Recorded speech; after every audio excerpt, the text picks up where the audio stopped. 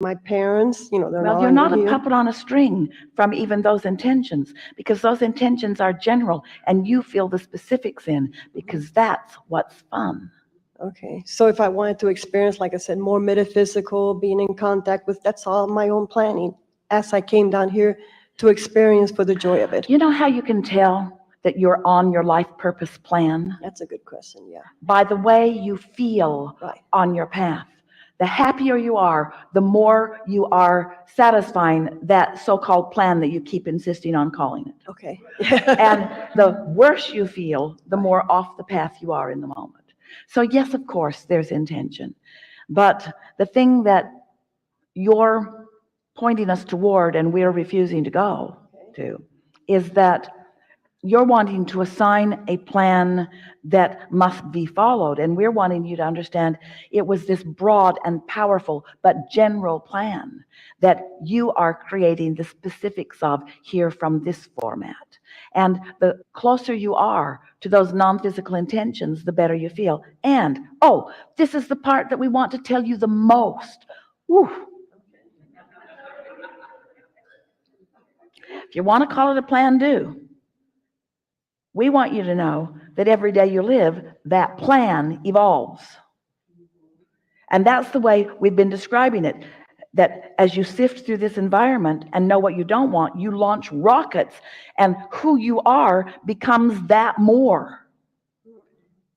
And so as that more happens vibrationally, not future tense, but present tense, it is a reality that now exists.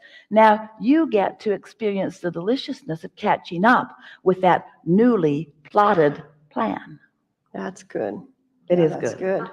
That's good. Very good. Yeah. So basically, when like the lady was talking about astrological charts and things like that, just it's fun to play with, but it's not really. We're not asking you ever to discount anything, because there's value in everything. And sometimes some of those things that we're really not talking about a lot from this platform, they were exactly on your path along the way. In other words, they were the next logical step for you, because it caused you to realize that there was something more, and it made you think about you before you were here in this physical body, and it introduced to you the idea of intentionality, and it made you realize that you are much more than you see here in this physical body. There was value in that. But eventually, we want you to get around to the acknowledgement of your own guidance system. And once you click into that knowledge, everything else that you're using as guidance is less significant to you, and you can't go back. There's no regression. In other words, religion's just fine as long as it leads you to your own alignment. But if it replaces your alignment, it's not so fine for you.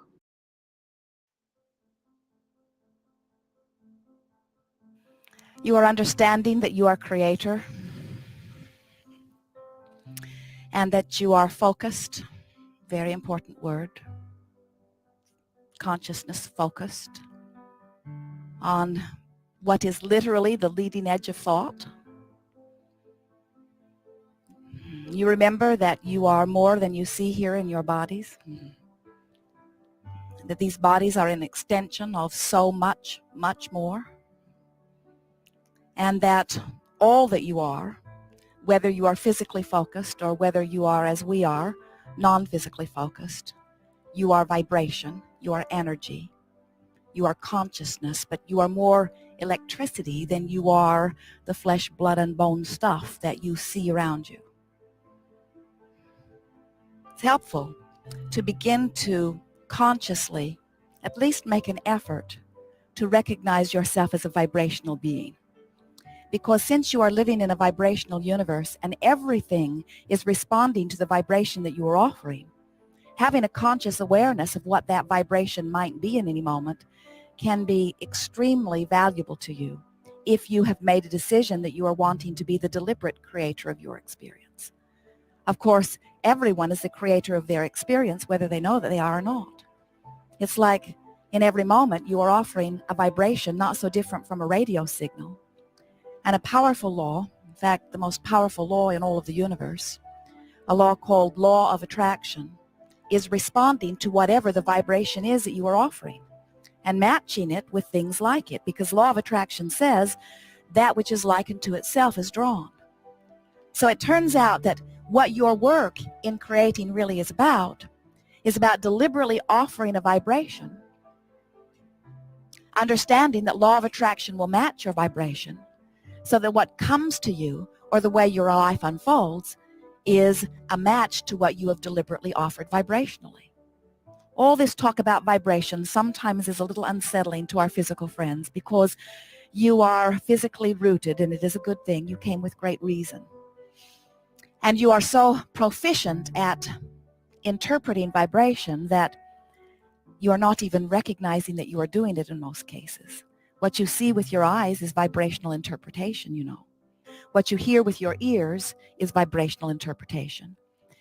But even what you smell with your nose or taste with your tongue or feel with your fingertips, you are such an extraordinary vibrational interpreter that you don't even know you're doing it. And you say, oh, big deal. Why do I need to know that anyway? I was born doing that. Everybody else is doing it. Why would that be important to me to know? Why can't I just accept that I am a perceiver of my reality? And we say, it is important to recognize it is all vibrational, because there is another sensor within you that most of you are not consciously utilizing. Oh, it's alive and well.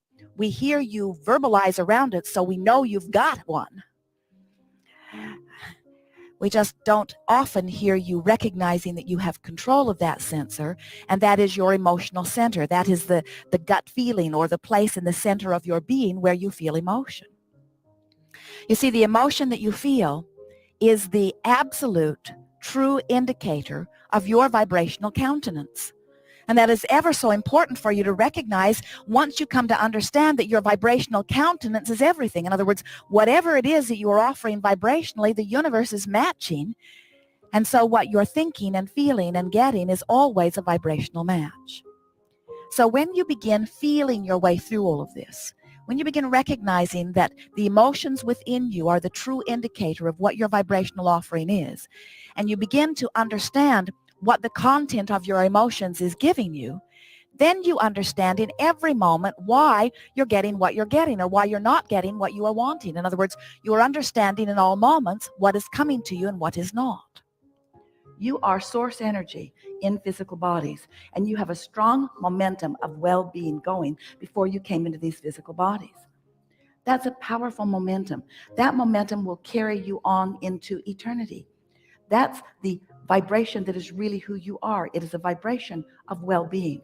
And you can tap into it anytime you choose to, with a little bit of attention and a little bit of desire to feel good and some willingness to do whatever it takes to feel good. You cannot be a sloppy thinker. You can't just be one who runs around and observes what is and comments about it, because that will keep your vibration all over the place. It will cause you to activate within yourself on a daily basis so many contradictory vibrations that you never really get a bead on your path of least resistance. Your path of least resistance is being offered to you, but you can't find it because you're swirling in the confusion of all of the things that you are randomly focused upon. And that's because we love you so much. You know what's coming next after we say that. That's because you are such avid observers of what is. Somebody has convinced you that the reality of what is what matters. And we say that's old news. What is old news. What is old news. But if you keep focusing on what is, talking about it, blogging about it, joining chat rooms about it, talking to your girlfriends about it, or your boyfriends about it, or anybody about it, as you talk about what is, you just hold yourself in that holding pattern where what you prefer cannot be seen by you. Oh, it's being revealed to you. Oh, the path is there for you. All kinds of forces are moving things into place. We love you so much, but it seems so odd to us with all of the obvious signs that you do not see them because you're not in the receptive mode. You're looking for trouble rather than solution. You're looking for problem rather than solution. You're amplifying questions rather than expecting answers. And of course, you're not doing this all the time. There is so much in your world that is working well. But you know what? A lot that is working well for the same reasons that a lot is not working well. In other words, if there's something good, you observe it and more good comes. If there's something not good, you observe it and more bad comes. In other words, you're sort of observing. You're observing reality, and what you came here to do was to create reality. Not one of you said, I'll go see what that got going on. Sort it out. Oh, that's a bad thing. That's a bad thing. I'll sort reality into piles. Good things, bad things, Democrats, Republicans. Good things, bad things, good things, bad things, good things, bad things. And we say, in your sorting process, you make yourself a vibrational match to all of it. And then you keep getting all of it. And so what you want to do is care about how you feel. So, quickly, you've been listening to us for a while. You were source energy before you came into this body, and the larger part of you still is source energy. Part of you came into this body where you are sifting and sorting and observing and creating. So as you're sifting through the data, you are coming to personal conclusions about what you would prefer. And those preferences, those conclusions, those desires matter so much because you are the creator of your own reality. So you're launching these rockets of desire. And the reason we call them rockets of desire is because you focus and we amplify. But in most cases, you are not right now a vibrational match to what you just asked for. But the larger part of you is. So you really just have to decide, how can I be more of a vibrational match to what I want and less of a vibrational match to what I don't want? Or how can I be more of a vibrational match to what's coming and less of a vibrational match to what is? Or how much of what is do I want to continue to be a vibrational match to? And what that now is that I'm experiencing on a day-to-day basis, do I want to cease being a vibrational match to? And the answer to that is focus. Just focus and feel, focus and feel, focus and feel. And most of all, care about feeling good. Sometimes when you're in a situation that you don't want to be in, you don't recognize that this situation is helpful in you getting ready to be ready for things you really do want. You've been asking for a lot of things. You as an individual and you as a mass consciousness, you as a cluster of people, or you as global consciousness. You've been asking for a lot of things. And you've been asking somewhat in an attitude of doubt about them at the same time. And already you're beginning to see planetary improvements, clear water in some places, wildlife returning, clear atmospheres, already things that you have been complaining about not being possible. Just with a little bit of adjustment to what's going on, you are seeing that there are solutions, ready to manifest solutions. And in just that way, there are ready to manifest solutions about everything.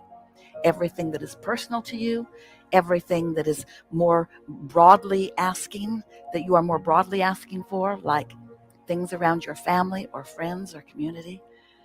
These are really good times, and we want to say that to you as we stand in your vortex, because that's the place in which we stand. Those who have not come to realize that there is a vibrational reality and that it is the precursor to all things that manifest, they might find reason to criticize when things look grim or troubling, to hear someone say things really are well. And it's all right for them to not understand that right now. If we were standing in your physical shoes, we would not try to convince anybody of anything, because their path of least resistance is what has them focused right now. And for some, their path of least resistance is anger, because their inner being is calling them forward toward who they really are. And that's a long way from the despair that they might have been feeling. And it's an improvement to them.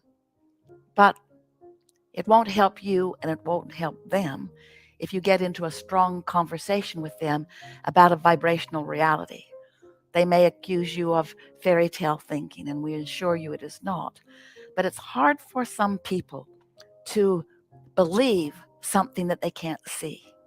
And since you are humans who, for the most part, have been focused upon what you can see and hear and smell and taste and touch with your physical senses, we get it that that is the reality that you want to describe and defend.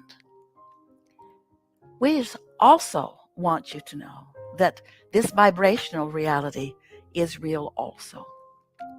And while it isn't something that you can see or hear or smell or taste or feel with your fingertips, it is something that you can sense. It's what your emotional guidance system is all about. You are closer to tuning to it when you feel what you call positive emotions, and not tuning to it when you feel negative emotions. In other words, you can tell by the way you feel which way you are leaning.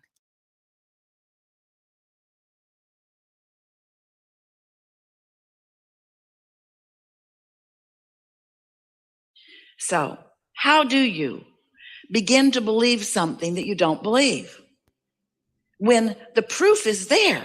Abraham, it's true. This is the reality. This is what we've got. This is how it's going. My eyes are not deceiving me. My ears are not deceiving me. This is the truth of my reality. How do I create other than that? And we say, you're really upon something important if you're asking that question, because most people offer almost all of their vibration in response to what they are observing. Esther would say to us in the beginning, but Abraham, it's true. It's true. Shouldn't I give my attention to what's true? Isn't that what I've been taught all of my life? And we say, we understand what you're going for here, Esther, but here's the thing. A thing is only true because someone is focused upon it until it became a reality. We would use a different criteria, not is it true, but does it feel good to me when I think about it? Is it something that I desire? And if it is something that you desire, then give it more and more and more of your attention. But if it is not something that you desire, giving it more attention only makes it more solid in your experience. You see how it works? How do thoughts turn to things anyway? Have you ever wondered about that?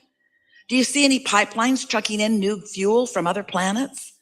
New mines are being dropped from the sky. How is it? How is it that thoughts are turning to things? Thoughts are turning to things through focus and reception and response to that reception. That's how thoughts turn to things. That's how your economy evolves. That's how everything evolves. That's how the cells of your body evolve. Every part of evolution, which is what your eternalness is all about, is about thoughts turning to things. And so that's what we want to talk to you about. We want you to begin addressing yourself more vibrationally rather than physically, because the physical parts of you, the physical things that you are giving your attention to, those are already manifested. That's already done. That's like gum that you've chewed the flavor out of. That really is not where you want to put your attention. You want to put your attention upon where you are going. So when life shows you that you want something, you want to be more forward looking toward the evolving and the unfolding of what you're asking for, rather than standing where you are, sometimes in the absence of what you want, justifying or defending why you should get more of what you want because you don't have it. Every subject is two subjects. It's like a stick that has two ends of it. And on one end is the absence of what you want, and on the other end is the presence of what you want. So the question that we're asking you is, when you ask for more money, where's your gut? Where's your emotion? Are you standing in a feeling of desperation? Are you standing in a feeling of disappointment? Or are you standing in an attitude of appreciation and anticipation? Where's your vibration relative to the things that you're asking for? Are you more of a vibrational match to what you want? Or are you more of a vibrational match to its absence? Are you more of a vibrational match to the problem or the solution, to the question or the answer? Well, we can tell you the answer. You can tell by how things are unfolding. However it's turned out so far, that's what you're a vibrational match to. It's always that way. You can tell what you're offering vibrationally by what you're living, by what you're surrounded by. So here's what we want you to hear that may be new for you. And it really is the answer to getting past beliefs that don't serve you. A belief is only a thought you continue to think. That's all. A belief is just a thought that you continue to think. Now, we want to help you let yourself off the hook a little bit. You continue to think those thoughts because law of attraction really helps you to continue to think those thoughts. You can't think far past the thoughts that you're already thinking. So there's no hope for you. We've enjoyed this interaction immensely. Good luck with all of that. Think of us, we're living happily ever after. But there is a way that you can not so much bridge your belief immediately. You might be able to bridge a belief if you could surround yourself with other people who believe in the advantage that you have not yet given to yourself.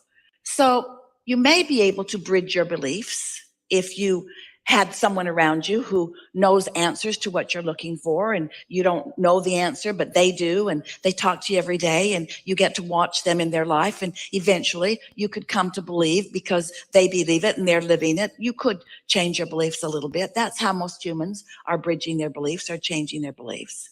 But there's a much easier way. So we have some questions for you before we give you this important thing, the answer to all your hopes and dreams. Do you accept that you are more than this physical personality that you know as you?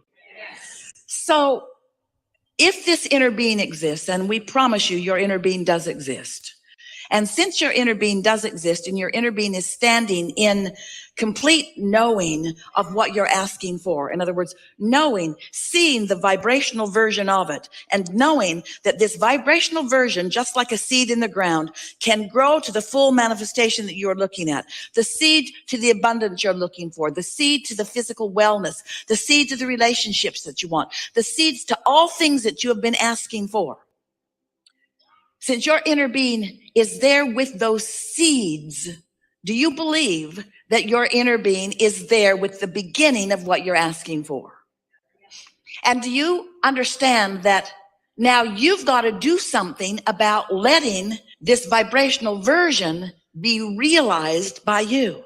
Your inner being doesn't have the right or the wherewithal to assert anything into your experience. You got to sync up with it. So you have to become a believer of the vibrational reality before the vibrational reality can come into your experience. We wrote a whole book about it, a couple of books about the vortex and about how everything you want is there. And so many of you followed us to a certain point, but it became annoying to you. All right, Abraham, I get it. Everything I want is in the vortex, and you want me over there at the doorway of my vortex so that I can get what's in there. But just tell me one thing, Abraham, how do I get the money out of the vortex and into the bank? Enough of this vibrational version already. I'm sort of sick of hearing about the vibrational version. I live in the real world. I want it to come out into the real world where it can be part of my manifestation. And we say, it is already a manifestation, but feel the difference between a manifestation. A manifestation is whatever you're living and feeling in any moment, and every moment is a manifestation. But feel the difference between manifestation and your realization of it. Esther's pen was in her purse. It was there. But her realization of it wasn't. So it might as well have not been there because she didn't have hold of it. You see what we're getting at? And so much of what you want is just like that pen in Esther's purse. You're walking around with it all day, every day. It's just a reaching in and pulling out. That's all that's required. But because you believe it isn't there, you don't do that. So do you believe that there is a vibrational version of what you want that has progressed in varying degrees, some of it ripe and ready for you to experience? So if the answer to that is yes, then you really are ready for what we are encouraging in a very powerful way these days. You're ready to deliberately put yourself into the receiving mode where you can receive the impulses about it. And this is different than bridging beliefs, because bridging beliefs takes time. Bridging beliefs means you have to take hold of a belief that you've got that is in defiance of something that you want and make it no longer in defiance of something that you want. Have you ever talked to anyone? You believe one thing and they believe another thing, and you're talking to each other and you both wish to convince the other. And after an hour or 2 or 3 or 4 or 5 or 6 or 10 or 20 or years of interacting with them about that, they just stand strong in what they believe and you just stand strong in what you believe, and no headway is made in convincing the other. You know about that? You've got that exact thing going on inside of you where I want this, but I want this, but you've got beliefs that keep your desires from being realized by you, and it's unnecessary. So what do you do about it? Do you want to argue with yourself for hours or weeks or months or years? Or would you like a suggestion for a much simpler route? We thought you'd say that. When you quiet your mind, you stop all thought. And when you stop all thought, all beliefs, ooh, you're really going to like this. So we're going to start in a different place because we really want you to hear this. Imagine a cork floating on the water. And let's just say that this up here on this surface is alignment with your source, pure positive energy. Now you can hold that cork under the water, and let's call that negative emotion. Let's call that beliefs that don't serve you. But when you let go of it, it's going to bob right back up there to the surface. So when you meditate and you quiet your mind, you bob back up to the surface. And when you bob back up to the surface, when your vibration rises because you're not holding it down with things that your inner being knows are not true, when hatred and fear are disengaged, and in their absence, you just move right back up into the natural love and pure positive energy that is you. That's what we call the receiving mode, which means now you are at the doorway of your vortex. Now, in that absence of contradictory beliefs, the beliefs of your inner being are dominant. In fact, they are only. When you meditate and quiet your mind and allow your vibration to rise, now you are only the frequency of your inner being. Now think about what we've been talking about already here today. So here's your inner being and this vibration, and here's you and this vibration, and everything you feel is about the mix of that. If you are in tune with your inner being, you feel wonderful. If you're not, you feel less wonderful to varying degrees, all the way over to awful. But when you meditate and quiet that part of your vibration and your vibration rises, now you are at the doorway of your vortex. Now you are in the receiving mode. Now what your inner being knows about everything, and what your inner being knows mostly about is you, now it is your knowledge too. And so now ideas begin to flow to you through your path of least resistance. So when you are in meditation and a thought comes to you, that thought is a thought worth listening to, because it's not from this receptive mode of fear. It's from this receptive mode of knowing who you are, what you want, what's in your vortex, what's already been allowed by you to play out. Your inner being knows where you stand in relationship to everything you want and knows your path of least resistance to guide you to it. Isn't that nice? So you're at the doorway of your vortex, and you might not be ready yet to translate into words like Esther is doing here, but you'll receive impulses, maybe an impulse to do something or an impulse to call someone. But then you're going to get back into your day. And as you get back into your day and you start observing what's going on in your day, you're probably going to reintroduce more resistance back into your experience. So the closer to meditation, the more likely you are to more clearly receive the answers that you've been listening for. The further into the day you get, the more you're going to start behaving like you usually do. But can you feel how, after a few days of this or weeks of this or even years of this, where you quiet your mind and tune to the frequency of who you are, that you could become more guided by that broader perspective? Esther's been asking herself a lot. Now, she's been receiving us since 1985. That's a long time. And yet, even today, she will ask herself as a thought comes, because your receiver is always on, isn't it? As a thought comes, she will ask herself, where did that thought come from? Now, if the television's on, it's pretty obvious where the thought came from. But when she's just taking her walk, or when she's in the shower, or when she's moving about in her day, and thoughts come as they do all day, she's been stopping and saying, where's that thought coming from? What receiving mode am I in? What train of thought led to that? Was I in the receiving mode of worrying about things, or was I in the receiving mode of appreciating things? And in time, you will come to realize that you have a very broad view helping you out. You have infinite intelligence adoring you and upstream and aware of you and everything that is important to you. Esther has a friend, he's a minister, and he said, I've prayed to God all my life, and it seems like whenever I pray, he's out to lunch.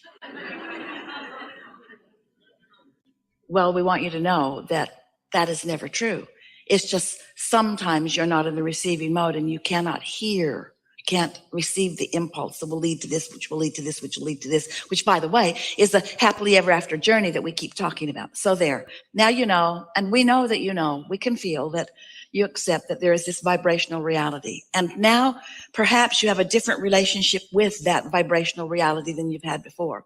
And now perhaps you'll be listening more for that. And now perhaps you'll do it the easy way, which is meditate every day for 15 or 20 minutes and quiet your mind so that you get better and better at feeling those impulses.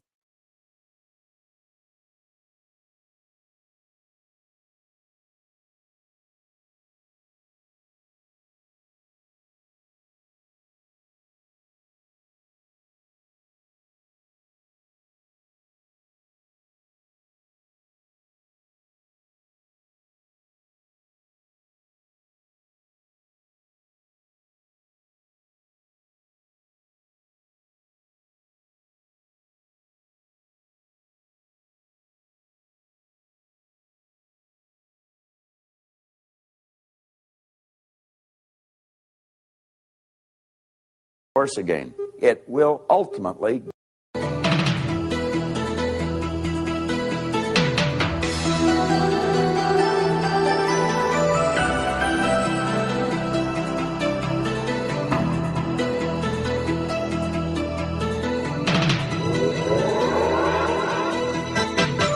This is an absolutely beautiful world that you and I are a part of. And our stay here should be a magnificent adventure. It should never be a bore. We were created to have and enjoy all the good that life has to offer. You're God's greatest creation, and you are meant to win. Unfortunately, not everyone views the world or their life the same way. Some see it as a very harsh, cruel world, and they're forever struggling to make ends meet or keep a relationship together. It seems they're forever running on a treadmill, going nowhere, never taking the time to enjoy what they have, or to see the beauty of the world that they're a part of. Have you ever asked yourself what differentiates the winners from the masses? Well, I have. I've researched the subject now for over a quarter of a century, and I have found that the winners are aware of a certain place within. It's referred to as the higher self. And in this higher self, there's an image of perfection, which is forever attempting to express itself in a greater way. When the winner wants to turn their dreams into physical realities, they call on this higher self. And they set about and change the world, not just for themselves, but for everyone in it. Think of what Edison did. He illuminated the entire world. Alexander Graham Bell hooked us all together. Why, we can just hit a couple of buttons and be talking to a loved one on the other side of the globe. And the Wright brothers, they actually brought us closer together. They introduced us to a brand new kingdom and changed our perception of the world forever. Why, do you know we're not a long ways away from anywhere anymore? We're only hours away. I could be working with Francis McDonald conducting a seminar in Halifax, Nova Scotia one day and be way over in Australia with David Walsh doing the same thing the next. And then if I chose, I could just jump on a plane and fly off to Kuala Lumpur in Malaysia and be working with Jeet Singh Peter there the following day. We wouldn't be able to do any of those things without the Bells, the Edisons, and the Wrights. And of course, there's been many other people just like them. As a matter of fact, you and I are just like them. Now, you may be saying, oh, no, we're really not, but we really are. The only difference is our perception of ourselves, how we see ourselves, our awareness of this higher place, this higher self within, and perhaps in the results we're getting. Anyone that has ever done any research into human potential will be quick to tell you that you have infinite potential. You've been blessed with exactly the same mental faculties as the Bells or the Wrights. And the same power flows to and through you that flew through them. Now, do you know that you can take and build the most magnificent dream in your mind? And by following the instructions in this program, we're going to show you how to turn them into results. So listen to the program the way you're instructed. Follow your exercise book. You're going to develop what we've referred to as a winner's image.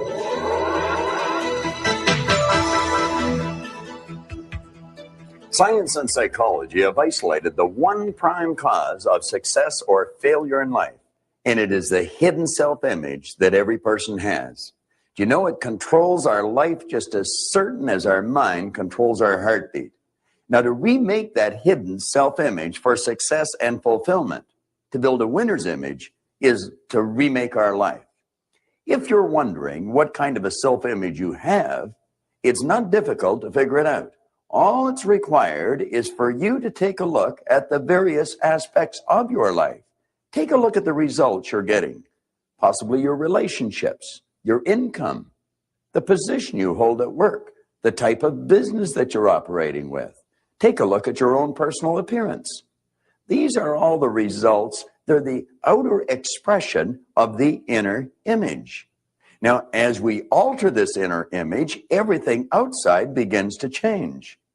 One of the great errors that almost everyone makes is they're attempting to change their income. They're attempting to change their position. They're attempting to change their business. They're attempting to change something outside of themselves without changing what's going on inside. It's like, I think it was Emerson said, of what use to make heroic vows of amendment if the same old lawbreaker is going to keep them? You know, for me to try and change the results in my life, in other words, what's going on outside of me, without changing what's going on inside, would be just about as foolish for me to try and change the reflection of this mirror without changing my physical appearance. It's never going to happen. Well, that's what people are doing. They're trying to change something outside without changing what's going on inside. In 1903, James Allen wrote a marvelous little book. And in that book, he said something that's rich with truth. He said, mind is the master power that molds and makes. And man is mind. And evermore he takes the tool of thought and shaping what he wills, brings forth 1,000 joys or 1,000 ills. He thinks in secret, and it comes to pass. Our environment is but our looking glass. As you go through this program, we're going to show you how to alter that inner image and build a winner's image. Now, to remake this hidden self-image, we're going to have to understand a couple of things. First of all, we're working with our mind, and we operate with images in our mind. The problem is no one's ever seen the mind. And so when a person begins to think of their mind, confusion sets in. We're going to have to build a picture of the mind. It's like the little kid in school. He was doodling away, drawing a picture, and the teacher said, "What are you doing?" And the kid says, "I'm drawing a picture of God." She says, "Nobody's ever seen God." He says, "Well, wait till I finish the picture." We're going to have to do what the little kid did. We're going to build a picture of the mind. Now, what I want to suggest is that you let this large circle here represent the mind. Let the small circle represent the body.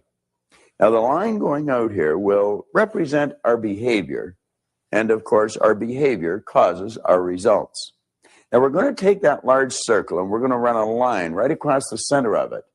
And that's going to divide the conscious mind from the subconscious mind.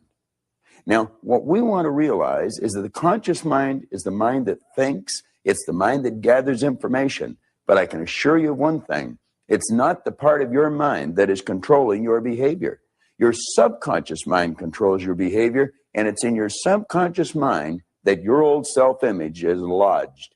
And that old self-image is controlling every act you make. It's controlling all of your results.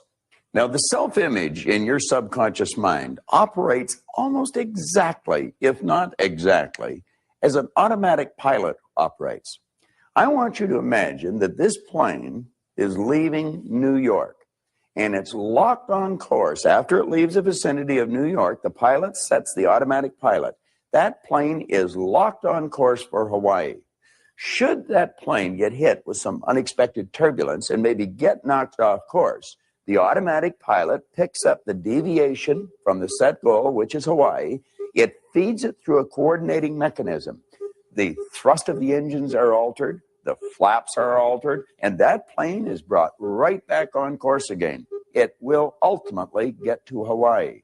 Now, the self-image in a person's subconscious mind operates exactly the same way. Let's suppose a salesperson's self-image has them locked on for writing $1 million a year in production.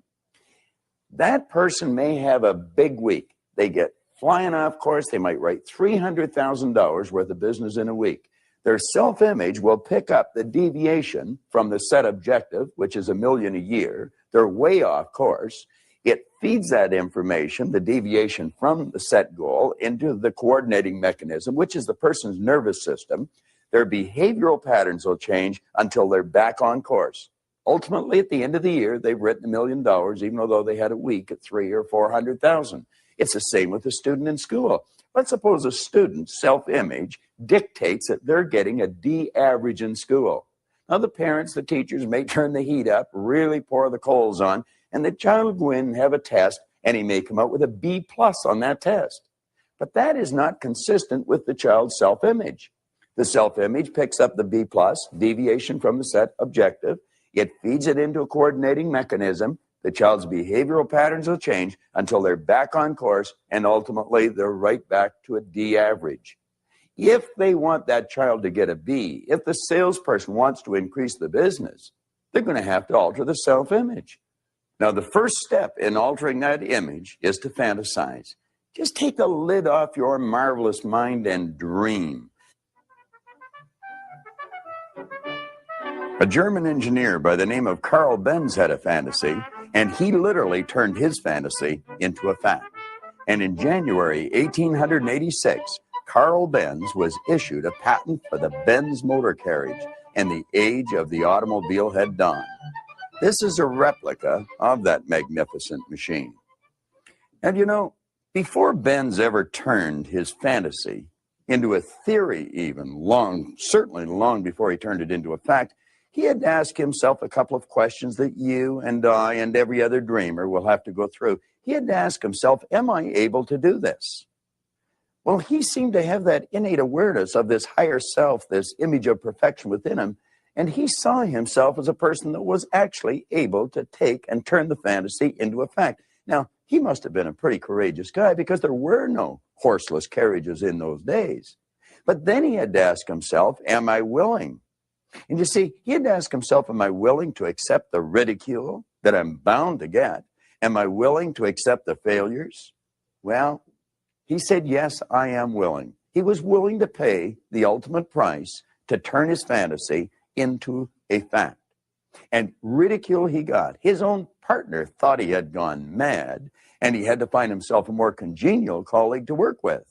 He would take this thing out in the evening. He'd take it out at night, so no one would see him. He'd escape some of the ridicule. And time after time, he couldn't get it going. He had to push it back.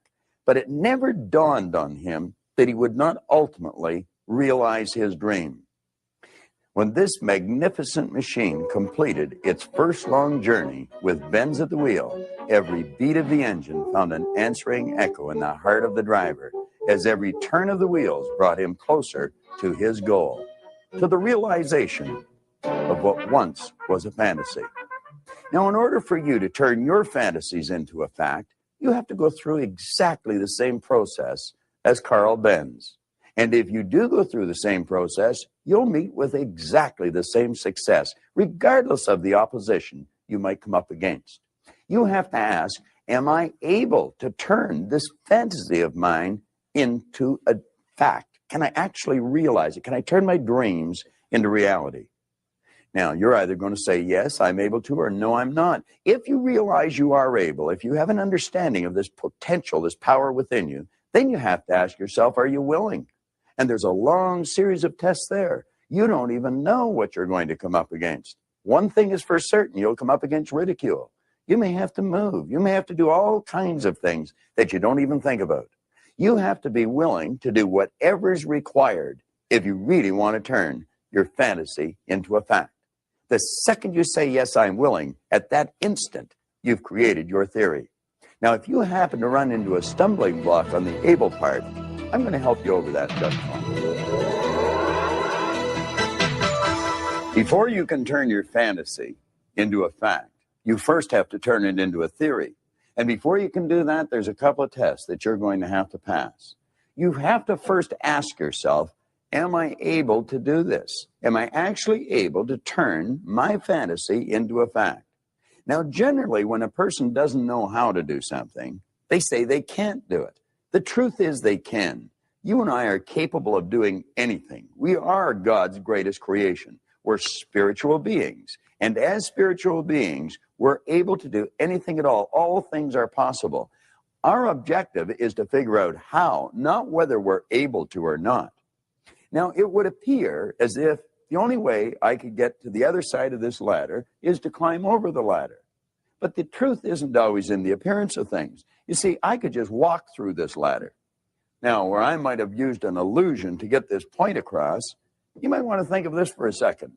All obstacles are illusions, but the obstacles cause us to have doubts in our mind. Are we really capable of doing this? You know, if you had formed the attitude that every obstacle is an illusion, just like this ladder, I didn't have to climb over it. I could just walk right through it. Well, you may not be able to walk through some of the obstacles, but I can guarantee you this. You're able to figure out how to get around them, how to get over them, or how to get to where you want to go. You're able to do anything. So get the idea about whether you're able or not right out of your mind. You're quite capable of doing anything that you want to do. You can turn your fantasies into facts, just the same as Edison or Carl Benz did. The question now you want to ask yourself, am I willing to? Am I willing to do whatever is required to realize my dream? You can answer yes to that question. Like that, you built a theory in your mind and you're well on your way. Now let's review what we've done. We've built our fantasy. We've admitted we're able to do it. We said, yes, I'm willing. And what we've got is a theory. We've got a dream. We have a winner's image in our conscious mind. Now our objective is to firmly plant it and let it take root in our subconscious mind so that it will change our behavior and change our result. To properly deposit your winning image in the treasury of your subconscious mind, it's vitally important that you remember the first law of learning. It's repetition. Use this program every day over and over and over again for 90 days. Now, this might not make a whole lot of sense to you, but I want to suggest that you take a half an hour, possibly first thing in the morning, or maybe just before you go to bed at night, and put this videotape on and watch it every day for 90 days. You'll find that all the important points start to get burned right into your mind, and it'll also start to change your life. You're going to develop a heightened awareness of all the key points of this program. Take the audio cassettes from this program, clear your car of all other cassettes, and just put these 3 tapes in. And all the time you're in the car, play these audio cassettes. And you're going to find that you'll be able to talk right along with me. You're going to know the next word that's coming. And you're going to find that these ideas are going to become a part of your way of living, a part of your way of life. Begin to visualize yourself with some of the nice things you'd like to have. Possibly the home that you'd like to live in. It may be the business you want to build or the position you'd like to hold. Possibly the income you'd like to earn. You may want to visualize the vacation that you'd like to take. What is important is that you do visualize. It's not only important that you watch the video cassettes every day and become very familiar with them, or listen to the audio cassettes on a regular basis. It's vitally important that you set aside 10, 15, maybe 20 minutes, at least 3 times a day, to completely clear your mind, block out any distractions, let yourself totally relax, and begin to see yourself actually living the life that you've imagined yourself living. See yourself the winner that you want to be. And let all these beautiful pictures sink deep into every cell of your being. In other words, add a lot of emotion to it. When you watch the top movie stars like George C. Scott or Katharine Hepburn or possibly Peter O'Toole, the Oscar winners, they're not acting, they're literally living the part. And as you visualize yourself living the life that you want, let yourself feel yourself living it. In other words, burn these ideas deep in your mind and then start making a written description of them. Now, after you've made the written description, just freeze it. Stand back and take a real good look at the written description of your vision and then compare it to how you're actually living. Then you'll see the changes that have to be made and begin making those changes one at a time. There are hundreds of changes you could make, but a good place to start would be with your own personal appearance. Something as simple as how you dress and how you walk and how you project yourself sends a strong message to everyone in your external world, but it also sends a very powerful message to your subconscious mind. You know, Cary Grant, which wasn't even his name, he even changed his name to Cary Grant. He projected himself different, he walked different, he dressed different, he talked different. He one time said, I acted like Cary Grant for so long, I became him. That's what we're suggesting you do. Present yourself physically in a manner that's consistent with this new winning image that you're developing. Then we want to go inside. Take a real close look at ourselves with our inner eye of understanding. How do we perceive ourselves? Are we beginning to see ourselves from within as the winner that we really want to be? When you look at this picture, do you see a beautiful young lady or an ugly old lady? In fact, they're both there. It just takes a shift in focus to see one or the other.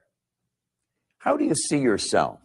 In the transition period, when you're in the process of implanting your winner's image in your subconscious, there will in fact be two people for you to perceive, the old you and the new you, the winner. So every time you see yourself as a failure or lacking in some way, remember this picture and shift your focus until you see the beautiful new you.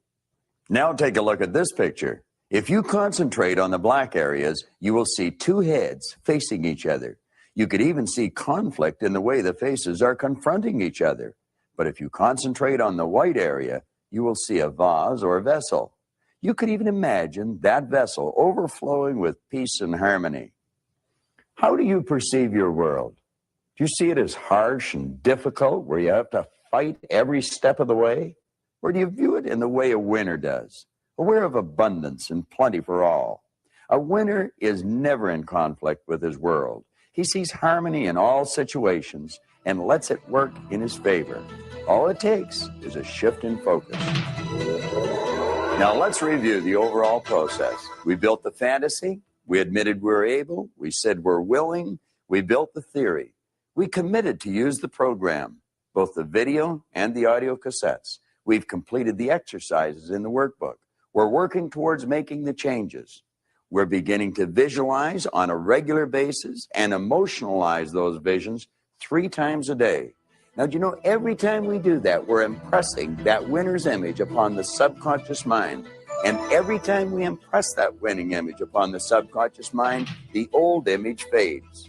The one becomes stronger and the old one becomes weaker. Ultimately, that winner's image becomes our new self-image. And the reflection of it is obvious for the whole world to see and for you and I to enjoy. That's when you'll look at yourself and you'll see you're actually living your fantasy. And you'll know and realize that you've created a better world for yourself and everyone else to enjoy. And you'll also realize that what you're looking at is a reflection of your own winning image. Now, this video has given you an excellent overview of what can and must be done for you to develop the winner's image. I want to recommend that you follow the instructions in your exercise book, listen to your cassettes every day, do exactly what we've suggested, and you're going to turn your world into one of absolute beauty. Remember what Emerson said, what lies before you and what lies behind you are actually tiny matters compared to what lies within you, an image of perfection. Keep developing that winner's image.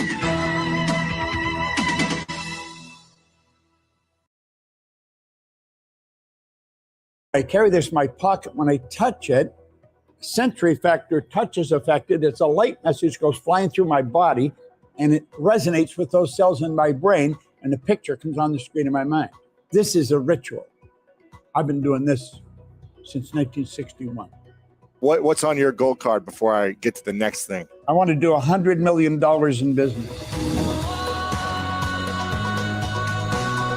The amount of money you earn is in direct ratio to the need for what you do your ability to do it and the difficulty there is in replacing you. It's the need for what you do, your ability to do it, and the difficulty there is in replacing you. Now,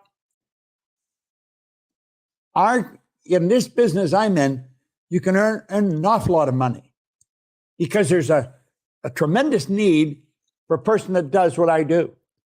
I've traveled all over the world, from Shanghai to Buenos Aires to all over Europe, Asia, everywhere.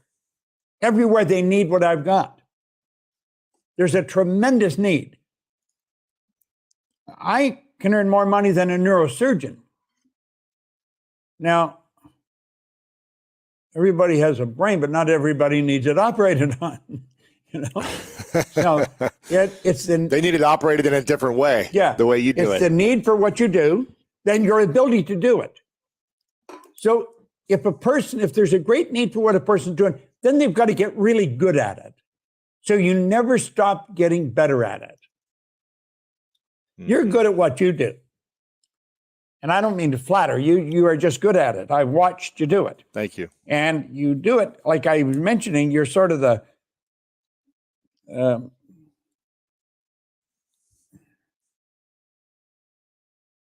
well, you're much the same as drawing a blank on his name. Talking about Larry King. Larry King, yeah, because Larry was a master. Larry never talked about Larry. It was all about you. You never heard him say I. It was always about, interviewing the person. So there was a great need for what he did. He was entertaining a lot of people. His ability to do it, he was very good at it. So he was very difficult to replace. Now, when you're difficult to replace, your stock goes up. Yeah. We've got to learn how to earn money. And most people don't know how to earn money. Most people think you go to work to earn money. I was in a seminar in Phoenix, it was probably a couple of years ago now, and this guy came over and talked to me. I knew him, not well, but I knew him. And he was a doctor. And he told me he was thinking of quitting. I said, why are you going to quit? Well, he said, the medical profession's all messed up now. He said, you got to put in more time to earn less money. I said, well, that's true. But I said, why'd you become a doctor? Well, he said, I love it. I said, what the hell? The fact that you're earning any money is a plus. You don't go to work for money. You go to work for satisfaction. There's two rewards in life. One is material and the other is psychic. We shouldn't work for money. We should work for satisfaction. You provide service to earn money. Take some recording stars. My God, they earn millions on a recording. But look at the millions of people that are being entertained. Mm-hmm. Construction workers, air flight attendants, restaurants. There's the music's playing, entertaining all the people that can hear that music. So they're entertaining all the people. And that's where it's coming, you see. You do what you work at what you love to do, and you'll get tremendous satisfaction. Like, I love what I'm doing. I would do it for nothing if I had to, but I just love it. I really love it. And so the fact that I love it, why would I want to do anything else? And that's what I said to him. You get satisfaction from what you're doing, what you love to do. So every day when I get up to go to work, I'm doing what I love doing. You provide service to earn money. I have all kinds of stuff that we sell, programs that we're selling. Somebody buying them now. I don't know who they are or where they are, but I'm earning money right now while we're talking. And when I go to bed tonight, I'll be earning money, and I'll earn it all night. And I like that idea, because we're providing service. So I think we have to get the money straight in our mind, and I don't think most people have it straight. If you if people don't, you were mentioning if a person didn't like to talk about it, they have a problem with it.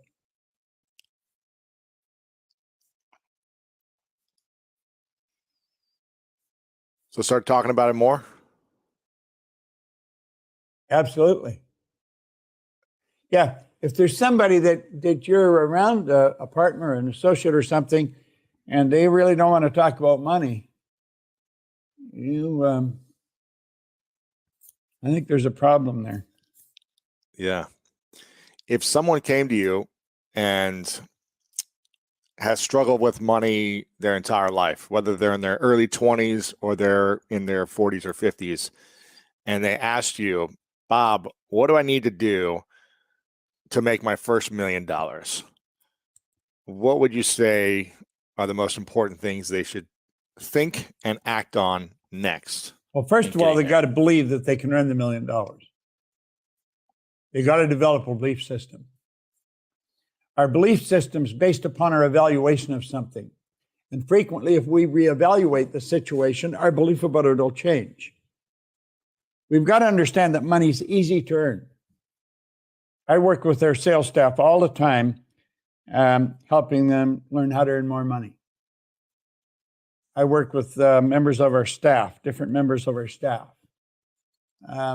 helping them develop the desire to earn more money, and then I show them how they can do it.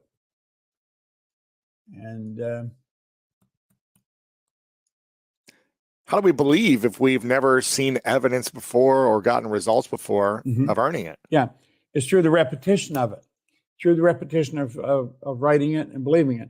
I had an affirmation that I used for years, still use it.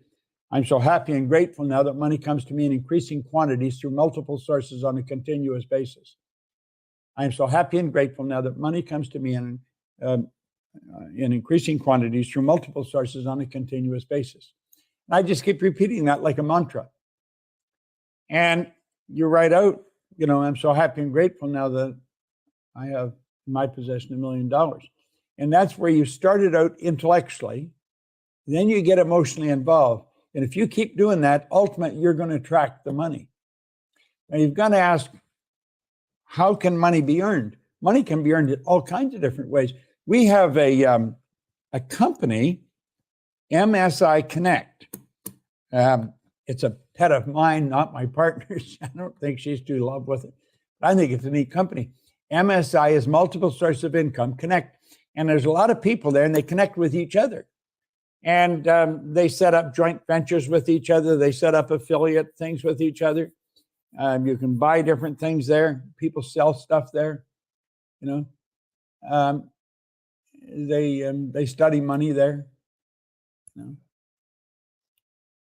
You've got to get into an environment where money is talked about, where it's understood. It's interesting you say that, because for years I have studied money at different levels, and those levels of studying have gotten me to those results. But I've never been able to really, but there's always a cap, and you've got to learn something new in order to break through that cap into a new level. And I've never really understood the stock market. I've always just invested in certain things and allowed them to just work on their own. But I've never actually taken full ownership of learning it myself. I've always had a financial advisor and things like that. And now I said, I just want to understand the stock market. I want to learn it, because I don't know. I'm still uneducated. I don't even know how to buy I bought my first stock like a few months ago myself. I've invested in stocks and index funds, but I've actually learned how to do it myself. And I was like, I need to find the best people that are doing this and learn from them and have conversations with them.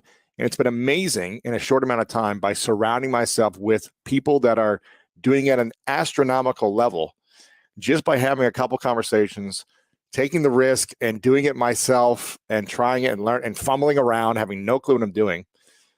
I'm already seeing growth in a couple of months.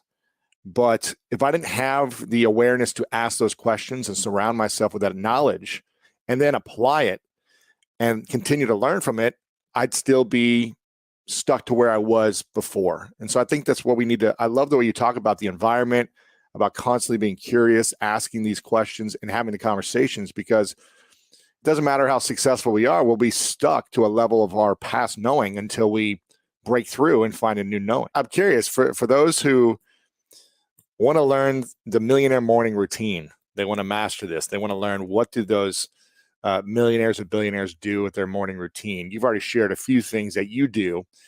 What would it look like if you had 90 minutes in the morning to set yourself up to reprogram your money mindset?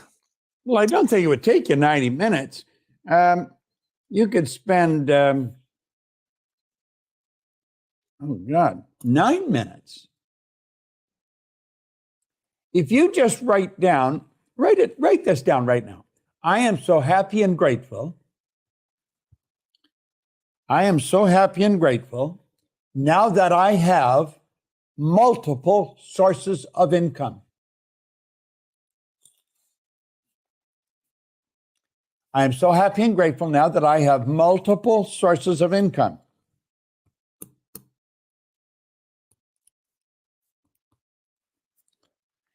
You know, if you write that out every day for the next 30, 60 days, you're going to become very, very aware of having multiple sources of income. Wealthy people all have multiple sources. They don't have one or two. They have a whole bunch of them. I don't know how many sources of income I've got. I'm not even interested in figuring it out because somebody else looks after that. I don't look after it. But I do know that you can do that. That's what Keith did it down in New Orleans. God, his life changed so dramatically. And I'll show you different things you can do because anyone can. You want to set up multiple sources of income. You know, I was flying on a plane to KL. I used to fly Toronto to KL once a month and back. It's 25 hours in the air one way. So, wow. When I'm in the air, I either work with names, words, or numbers. And I wrote down 1 with 6 zeros. And I thought, what is the big deal about $1 million? You know, you often hear people say, what would you do if you had $1 million, if you won $1 million? And I got thinking about it. And I played with that on the plane for quite a while. And it dawned on me, they do not have one source of income. They don't have a job. Now, some people have a job, earns $1 million, but that's the unusual one. Mm-hmm. And then I got playing with it further, and I broke it down. They'd have more than one, and then I got it multiple, and then MSI. Well, then I got thinking we should run a seminar, teach people to earn $1 million by setting up multiple sources of income. And when I got off the plane, I phoned Mark Victor Hansen down in Newport Beach. I was in KL. I woke him up in the middle of the night. And I got talking. He says, great idea. So we started the $1 Million Forum. And he got involved, and Bernie Dorman, who just passed away, and Jack Canfield and Lee Poulos. In fact, that's where the Chicken Soup for the Soul books came from that particular seminar. And we were teaching people to set up multiple sources of income. Well, they earned many millions from that. But that's where that started. And you are in a beautiful position to set up all kinds of sources of income. So when you think of wealth, you know, you might only earn 10 or 15,000 from one source. You might earn 200,000 or 300,000 from another. But you have a lot of them. Right. And that's where you'll earn wealth. Like, I don't invest in the stock market. My wife have bought stocks. Sandy buys stocks, I think. I just don't pay attention to it. It doesn't interest me. Mm-hmm. I'd rather earn it by putting an idea to work than let the stock market do for me. That doesn't excite me. Sure. I'd rather sit here and think of, if I sat here for another hour after we get off, I could think of a way of creating a source of income. And it would be a damn good one because they're all good. Right. Very creative. My mind is, conditioned along that level. Yeah.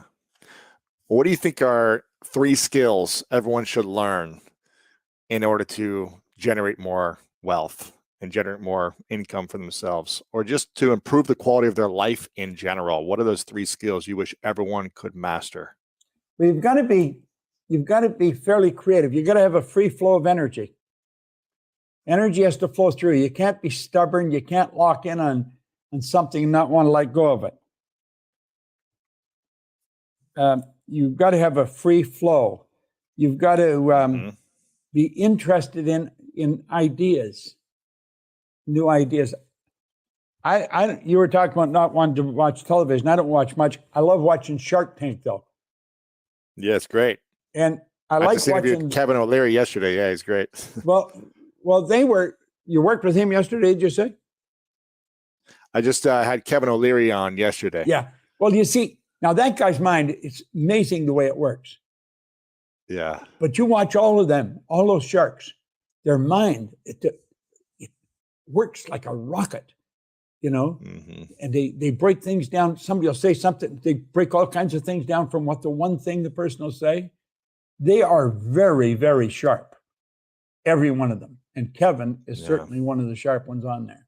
But they all are, you know. I don't know if there's one any sharper than the other, but they've got a very free flow of ideas. Yep. So flow of energy, free flow, interested in new ideas. What's another I think skill you have to be we should all- service oriented. You really have to be thinking of how to do things for people, how to help people.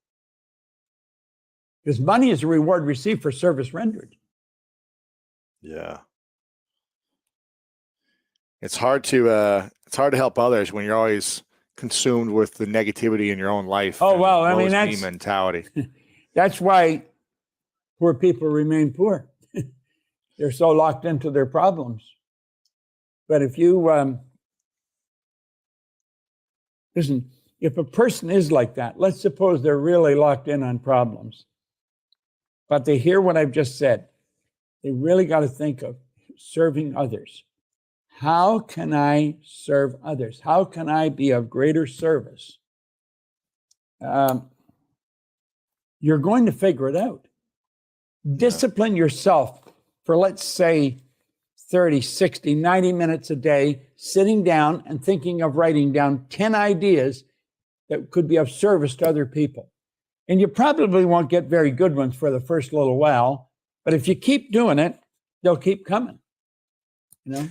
Absolutely. Or you'll try stuff in the beginning and you'll learn something from those efforts and you'll realize how to make them better. Yeah. And you maybe don't stick with them. When I started, I was like doing stuff, just hustling around, trying to figure it out. And you realize what doesn't work for you until you realize what does work.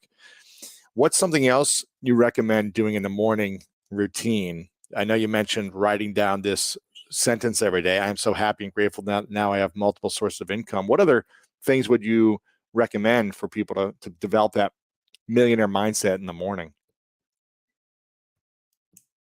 Get books on money. Mm-hmm. You Too Can Be Prosperous is one. That was the one by Robert Russell. You Too Can Be Prosperous. Think and Grow Rich. Who else have I got there? The Master Key to Riches by Napoleon Hill. Get reading these books. Yeah. And get a partner to read them with. The partner doesn't have to be somebody you're living with, could be someone on the other side of the country. Why is that important to have a partner reading with you? Well, you usually will do it. And if you here's a great book,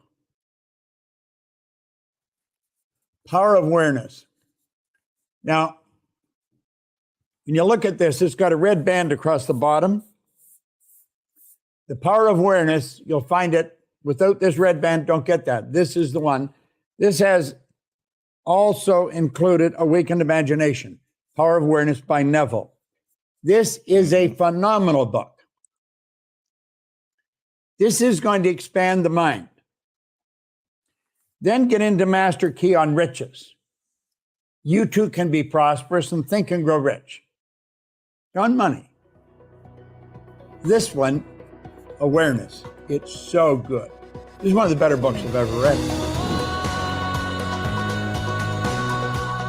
So the trick, pick a goal that you really want, but you have no idea how to do it.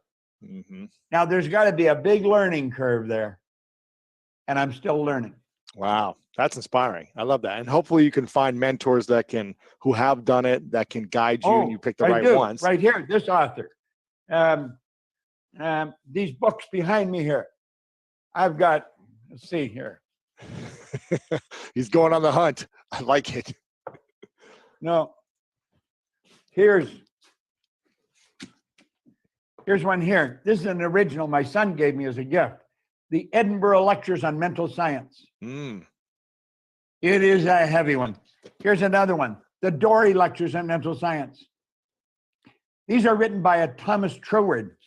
They were written back around 1910, 1912. Wow. They are incredible. And they are my mentors today. Wow. He is my mentor. If you could only recommend 5 books that no other books would ever exist except these 5 books for people to read for the rest of eternity, and there would be no other books, hypothetical question, what 5 books would you recommend for people? Think and Grow Rich. Uh-huh. As a Man Thinketh by James Allen.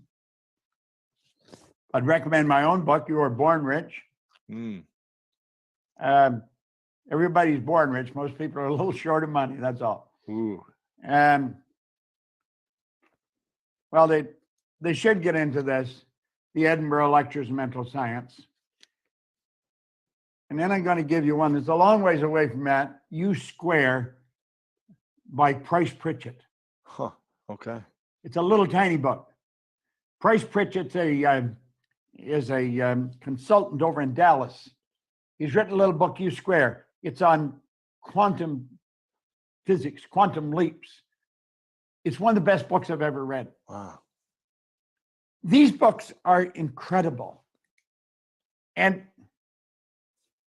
it's funny, Troward taught me, he said, if you come to a point where you can't learn anything from somebody, you go inside. He said, go to the Fon Setterigo, go to the fountain and source, go inside. Now, I mean this in all humility. I've been studying this longer than anybody I know. Yeah. There's probably people study it longer than me, but I've been studying it for 59 years, and I study it every day. I don't know anybody that teaches what we teach like we teach it. I've had absolutely incredible teachers. So I don't go run around looking for teachers. I've got Troward. What he's written is so rich in truth. He's probably one of the greatest authors of the last 500 years. Wow. But the trick, though, Lewis, is you got to keep studying. Mm-hmm. And you only will keep studying if you're going after something you have no idea how to get there. But you know you can get there. The way there will be shown as you go after it. Mm. Step by step, it will come to you. Why isn't it shown to us before we start going after it? Why does it take us? You wouldn't understand it. Oh. You wouldn't understand it. See, the purpose of a goal is not to get. It's not to reach the goal. It's the awareness that you develop as you go after it. You're learning who you are. It's becoming aware of who you are. Yeah. I was in a seminar years and years ago, and there was a speaker, Bill Gove. Bill Gove was considered the Frank Sinatra of public speakers. He was incredible. He had a handheld mic, and he's looking at the audience, and he said, if I want to be free, I've got to be me. Not to me, I think you think I should be. Not to me, I think my kids think I should be. Not to me, I think my wife thinks I should be. If I want to be free, I've got to be me. He said, I better know who me is. Wow. Now, I had a lot of this information at that time. This was years ago, but I was shy.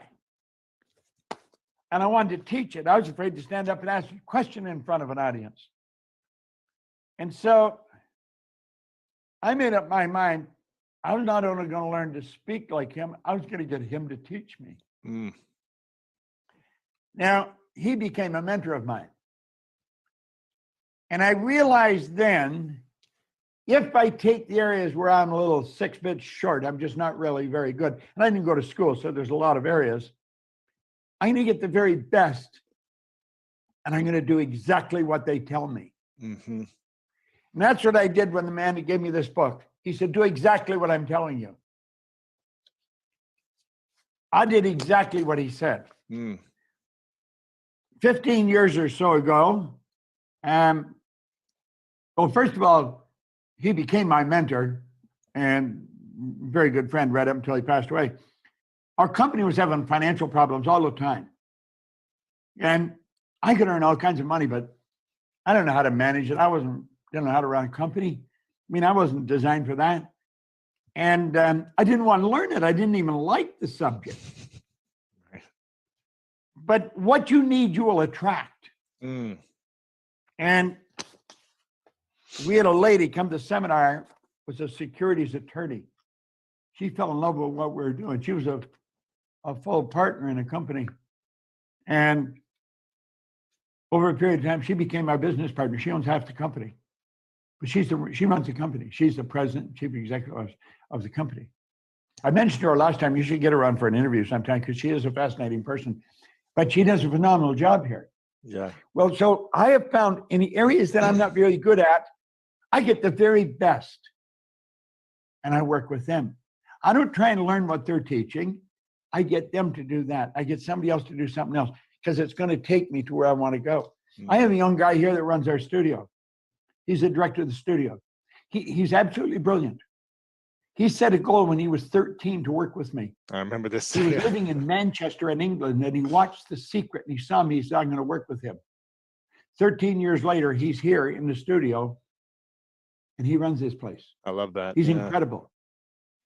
He can record and send it from anywhere in the world. He can come in here and do everything. And I found that's one of the secrets of getting to where you want to go. You need help. You got to have help. You got to have a lot of help. You're saying we can't just do it all on our own, Bob? Never going to do it on your own. You won't go very far if you're doing it alone. I'm curious. I feel like you've got, again, decades of wisdom and knowledge from history that you lived through and experienced personally firsthand. You said you grew up during the Second World War. What was the lesson you learned in the Second World War at that time that people should know about today during this time? Two different crises. Well, it's only in retrospect that I learned these things because we go back and I have to go back. And everything was rationed. So people were getting accustomed to live on lack and limitation. And it was part of the programming. And in looking back, the great lesson is don't let what's going on program you. In fact, it's a good point to bring out right now because of this pandemic that's going on. We must not let this program us. This does not have to define us, doesn't have to dictate where we're going to go. It's got nothing to do with our destiny. As a kid, everything was rationed. I remember chewing gum was rationed. In fact, there's a good story. I'm going to take the time to tell you about it. We would go to the store. Our father was in Europe fighting, and we would send care packages every now and then. They would mail them, and they would get through, and we'd have pictures, of the family and all the stuff. And we'd put a package of gum in sometimes. We would be at the store, and if they put a package of gum out, it would just be one little box. It would be gone like that. Wow. Because you couldn't buy gum during the war. Wrigley's did not make gum during the war. They couldn't. And one of us would hold the gum while the other one home, see if there was enough money to buy it. Yeah. Because there might not have been enough money, we'd have to put it back. During the Second World War, Wrigley's could not make gum. The basic ingredient, apparently, for making gum comes from the Philippine Islands. The Japanese, who were in charge of the Philippine Islands, they had occupied the Philippine Islands, you couldn't get in to get the gum. Wrigley seemed to know that the war would be over, they'd be able to get the stuff, we'd win the war, and he'd get the stuff to build the gum. He never stopped advertising, buy Wrigley Spearmint Gum, all during the Second World War, even though they couldn't make it. A great lesson in there about advertising. People wouldn't believe that lived through the Second World War, wouldn't believe that they couldn't make gum then. Because he just kept enough and he'd leak a little bit out every now and then to different places. Wow. Great lesson in advertising there. Wow. It's kind of like But I think the greatest lesson that I've learned is looking back. My mother, God bless her, she was a special woman. She did not let that control her. And I think any really good qualities I've got for growing and building came from her. She raised 3 of us on her own, and God only knows how she did it. She was like a magician because she sure didn't have any help. But she did it. And she instilled us that if you want it, you can get it. You know. That's beautiful. But, It yeah. sounds like the you were, you know, holding Wrigley's gun back then, just like people are doing with the hand sanitizer right now. So that was this. Yeah, but you see, people are permitting this to program them right now. If you're not thinking, this stuff's going right into your subconscious mind. Yeah. And whatever goes in there, repetition over and over and over becomes part of our behavior. And it's, you can't deny it. It's there. Absolutely refuse to let it control you. Understand you can be thinking of how to win, how to get it done, how to go and do better. And you may have to adapt, you may have to change the game, but you can change the game. We are probably going to change the way we operate forever over the next few months. But we're prepared to do that. That's what Sandy was holding the meeting today with all the company. She was teaching them all. We got to get together. We got to bring our mind together. We've got to understand that this doesn't control us. We control us. Think of this for a minute, Louis. Nothing is created or destroyed. Look here. Here's a little cell phone. What you can do with this almost blows your mind when you think of it. Yeah. Well, when I was a kid, we didn't have a phone. We didn't have a phone because we didn't have any money, for the first reason. But the second, not everybody could have a phone. We were not aware that there was an infinite number of frequencies. Today, there's, what, a zillion phones because there's an infinite number of frequencies. This phone is on its own frequency. Yours, it's on its own frequency. If I have your number in here and I hit send, you and I connect, we're on the same frequency. It won't matter where you are. We can see each other, we can communicate because we get on the same frequency. Well, the good that we desire is already here. It's on a frequency. The way to build this has always been here. We weren't aware of it. But somebody took their imagination and went off into no place.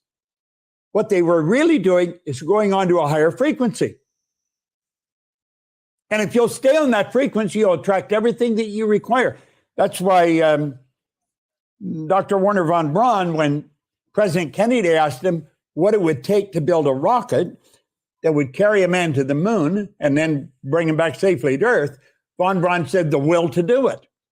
The will is the mental faculty that gives you the ability to hold one idea on the screen of your mind to the exclusion of all outside distractions. See, if you take your imagination, do it. You have goals, take your imagination, and then take yourself there, see yourself already have completed the goal. And then hold that picture with your will. When you go there with your imagination, there is a place. Whatever it is you want, you went there with your imagination, there is a place. You stay there in your imagination.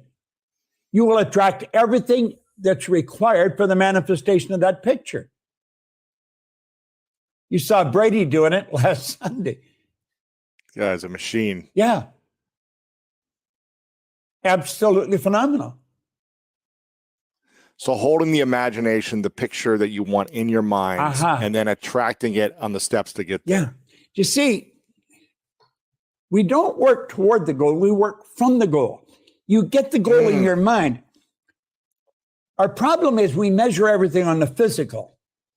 And you look at the physical and you say, well, I haven't got it yet. If you think your conscious mind, if you get an image there of your goal, you've already got it intellectually. If you didn't have it, you couldn't share it with me. But if you have it, you can share it with me. You can share with me the idea that you've got in your mind. So you've already got it there, haven't you? Right. As you get emotionally involved with that idea, you've got it also on an emotional level. You've got it there. You've got it intellectually. You've got it emotionally. The only place you haven't got it is physically. Now, there's a period of time must elapse for that idea that you have intellectually and emotionally, for that idea to move into physical form. We understand. How much time? Pardon? How much time does it usually take? We don't know. We don't know. That's the only thing we don't know is the gestation period for an idea. We know what the gestation period is for wheat. We know what it is for a carrot. We know what it is for a baby. Moment of conception is about 280 days. We didn't always know these things, but we do now. We don't know what the gestation period is for a spiritual seed, and that's what an idea is. But it grows by exactly the same law. And so if we hold that idea in our mind, it must by law manifest in form. It moves into form. Now that is called the perpetual transmutation of energy. It's one of the laws of the universe. Wow. There was something that that you shared just a moment ago that reminded me of an interview I did with Joe Dispenza recently, where he said, we're really good at remembering the past and actually building a story in our mind about something traumatic that was actually way worse in our mind than it actually probably was in person. We're really good at remembering these stories. But what we need to do, he said, is to remember the future.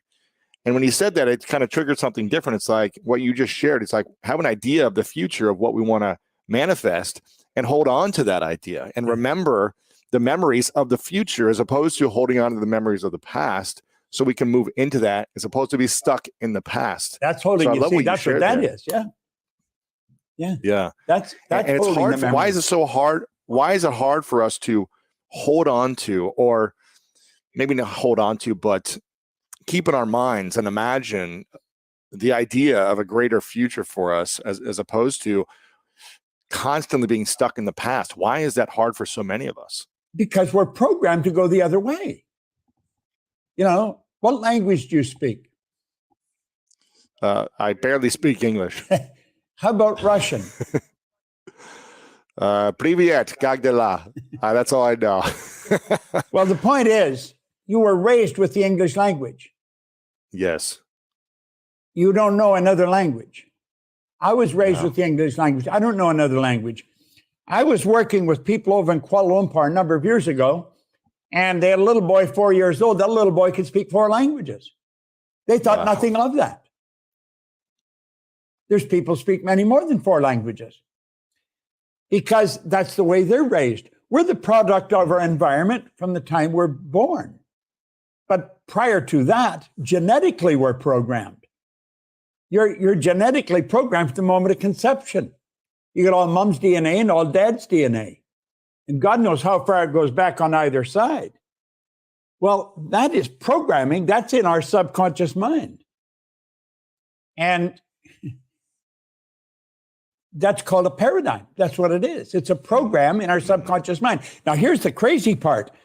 You have programs in your phone or in your computer.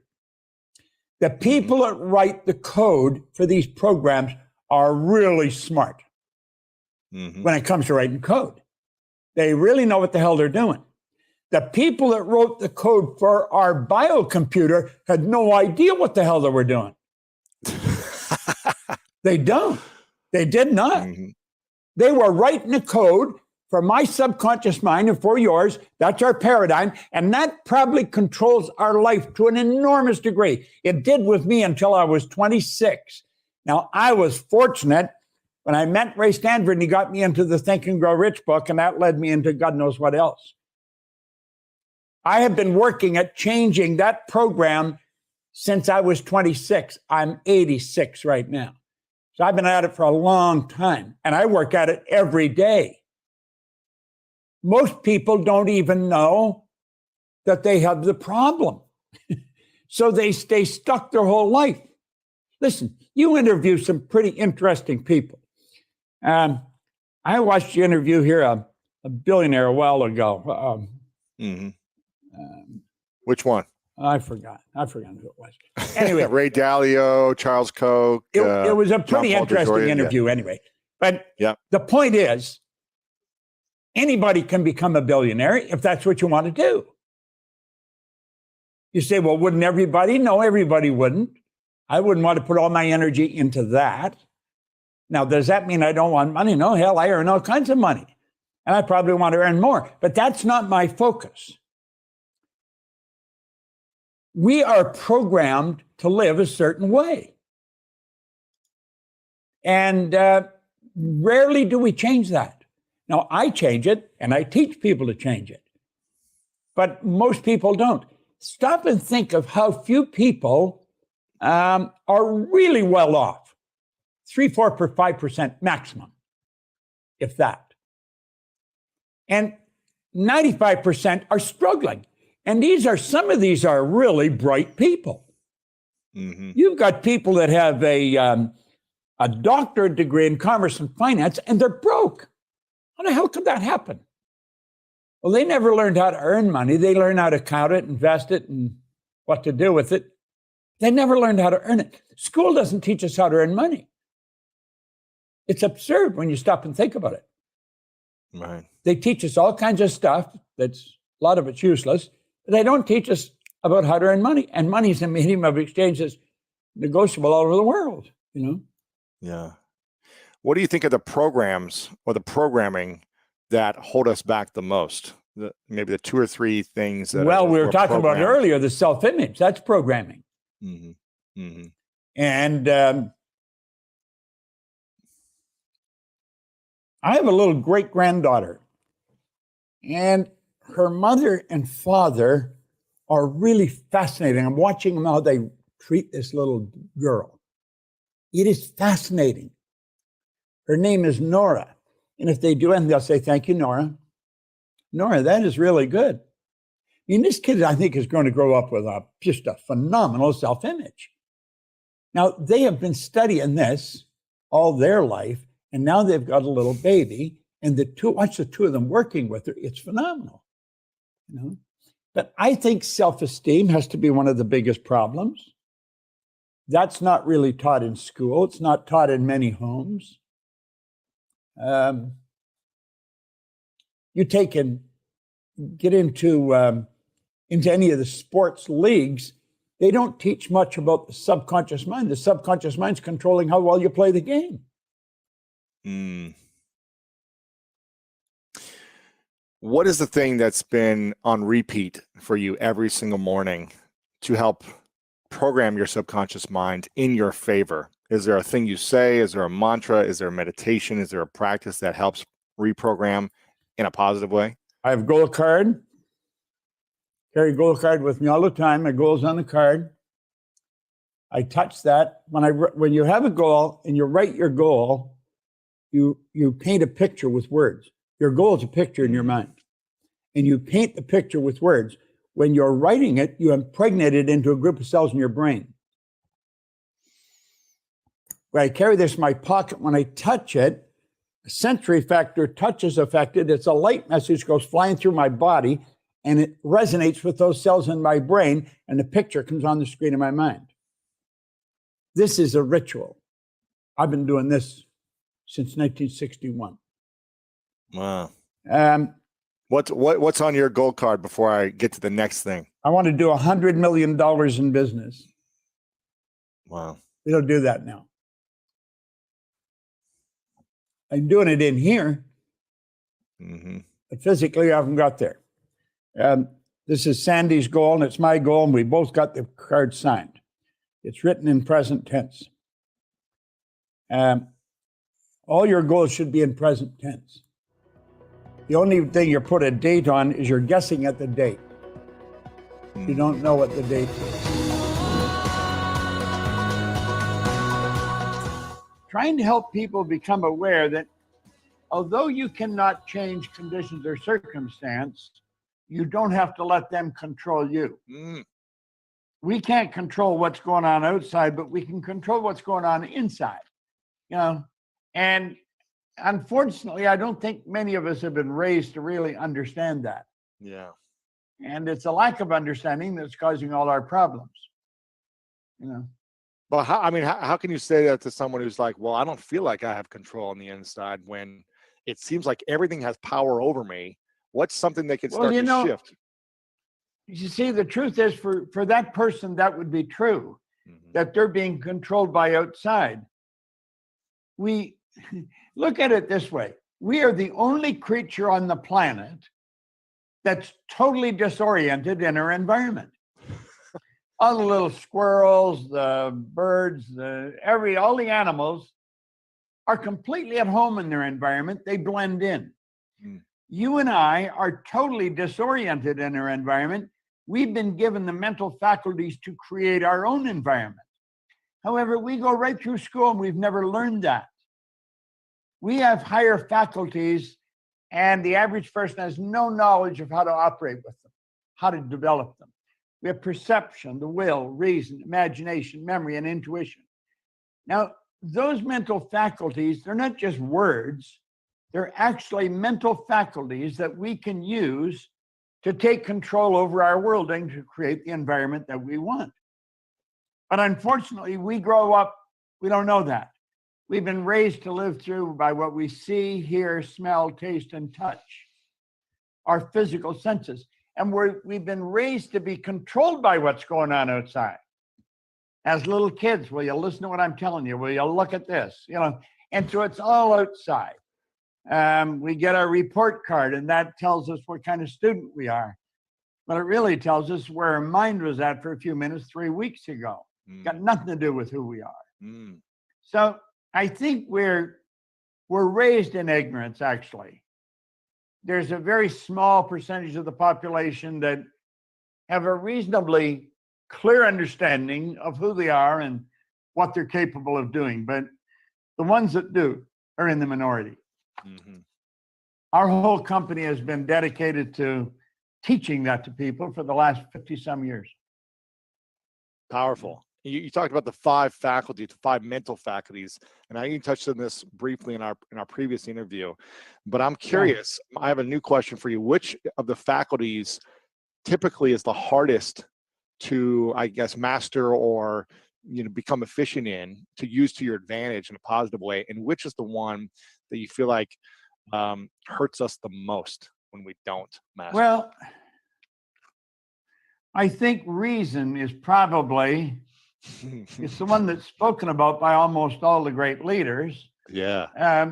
They've all been complete unanimous agreement that we become what we think about. It's our reasoning factor that enables us to think. Ford says thinking's the hardest work there is, which is the probable reason so few people engage in it.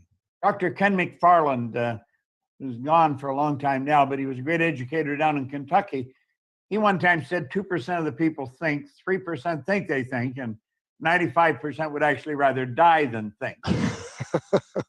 Now, that sounds cute, but it's true.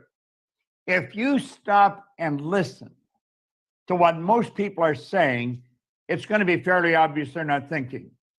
If you stand back and watch what most people are doing, it's fairly obvious they're not thinking, or they would never say or do what they're doing. Most people today have their television on the news, and they're just soaking up all the stuff that's going on, that's dominating the media right now. So they've become a plaything for what's going on outside. And that's why they're living in such fear.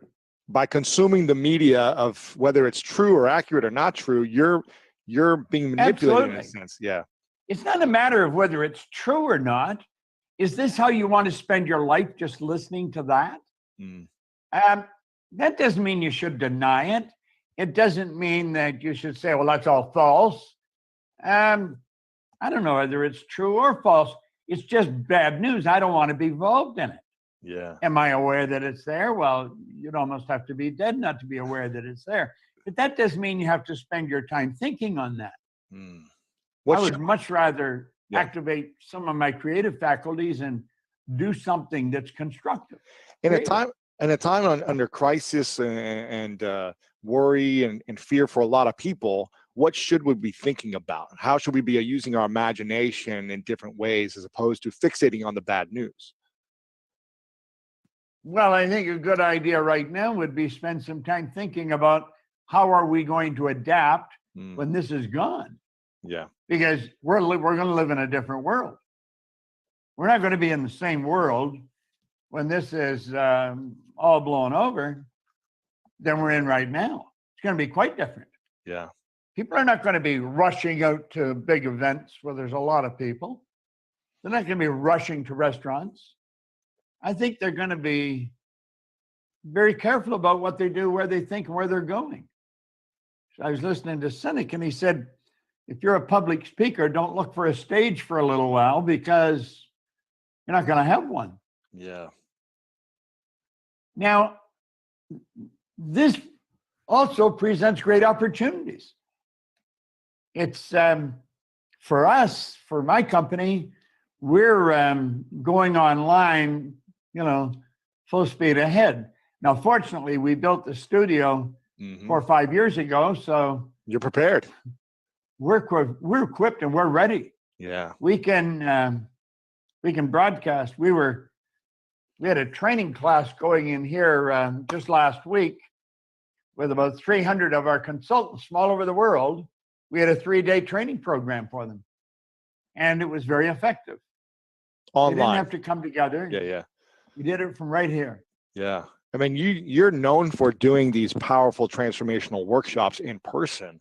So for Yeah. someone, I mean, it's very inspiring for me, for someone at your age, where would be the excuse of most people your age to say, well, I don't understand this technology thing, and I've been doing this way of business for so long. It's always worked this way, and I'm not going to try to reinvent or evolve and pivot and grow in this way.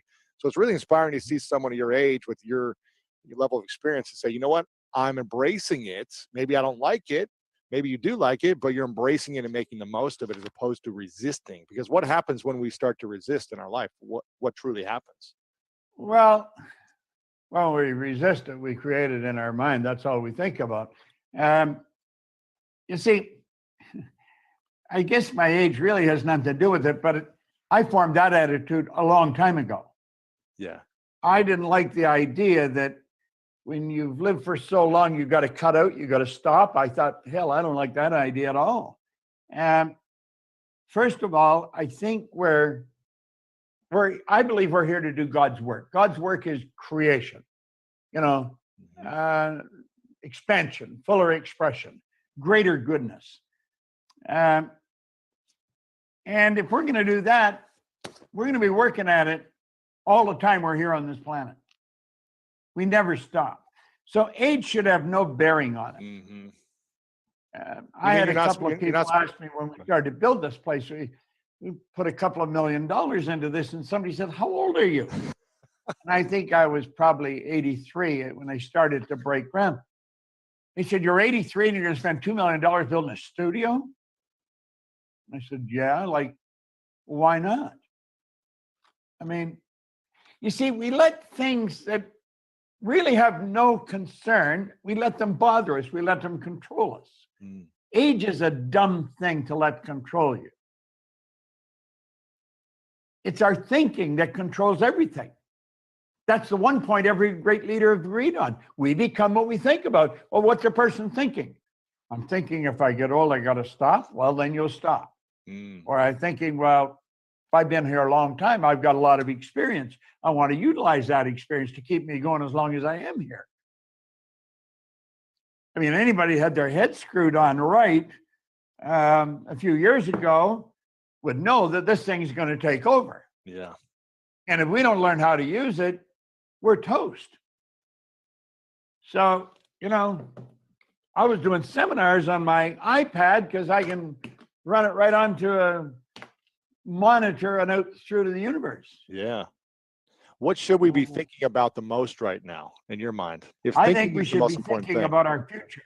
I think we should be thinking about the greatness, like it's the school of greatness. I think we ought to be thinking about the greatness that we've got locked up within us and bring it to the surface. Everyone has deep reservoirs of talent and ability within them, and they can bring it to the surface to accomplish anything they want. Now, to sit in fear and wonder what's going to happen, that is a dumb waste of your talent and your time. Yeah. And unfortunately, that's what most of the media is promoting right now. To believe in fear is to believe in something you can't see. To believe in faith is to believe in something you can't see. Well, if you have a choice, I think I'd choose faith over fear. Absolutely. I think I believe where I can really see something happen. I believe we're going to have a phenomenal year in our company. Wow. In fact, I have business partner, Sandy Gallagher, and a very bright lady, was a securities attorney prior to joining us. She ran a program this morning for our entire company. We have about 70 people in the company. She was teaching masterminding to them all and saying how this is important, that every one of us get involved in this, that we learn the basics of masterminding, that Napoleon Hill brought to the world, let's say, way back in the 30s. Now, I think that's what we should be teaching people. Sandy was on the right track there. So I think we ought to be thinking about what we're going to build. How big are we going to do it? Where are we going to do it? When are we going to start? Our goals have not changed. They're very big. They're very ambitious. And we're not letting this virus slow us down one bit. Yeah. As a matter of fact, we're trying to figure out how can we use this to speed it up. There Since you go. it's here and you can't get rid of it. What's the next thing you do to help reprogram your I write subconscious mind in your 10 favor? things I'm grateful for every morning. You read it. I write it, read it, write it. Yeah. Yeah. Okay. Yeah. What does gratitude do for someone when they feel stuck, when they feel overwhelmed, stressed, their goals aren't happening fast enough? Well, gratitude's it's an interesting question, the way you answer the question. In The Science of Getting Rich, in chapter 7, Wallace D. Wattles wrote the chapter on gratitude. And in it, he said, the entire process of mental adjustment and atonement can be summed up in one word: gratitude. The entire process of mental adjustment. If you're troubled, it could go wrong, but you're troubled. You've got a big problem. You're just not quite sure how to solve it, and it's bothering you. Might be something personal, or it could be business. Whenever you feel yourself troubled, that's a mental problem. The entire process of mental adjustment, you need a mental adjustment. Sit down, write out what you're grateful for. You'd be amazed what it does to you.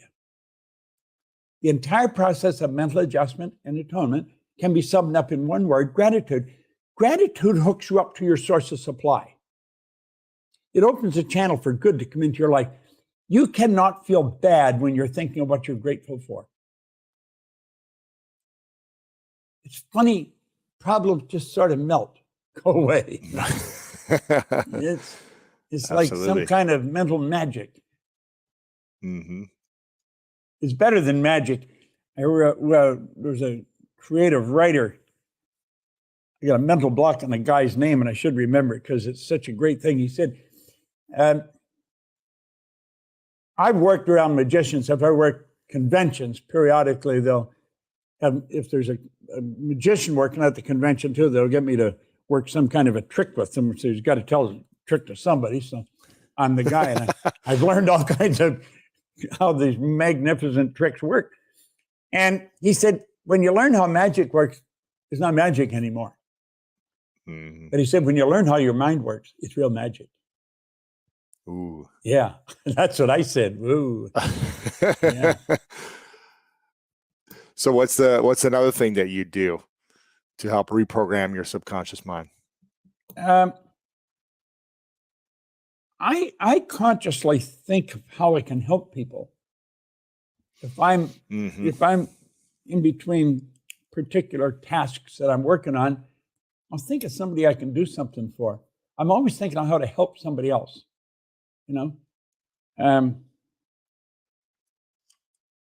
Emerson said that the law of cause and effect is the law of laws. Whatever you put out comes back. Well, if you go around doing enough good, you don't have to worry about what's going to happen to you. It's going to be good.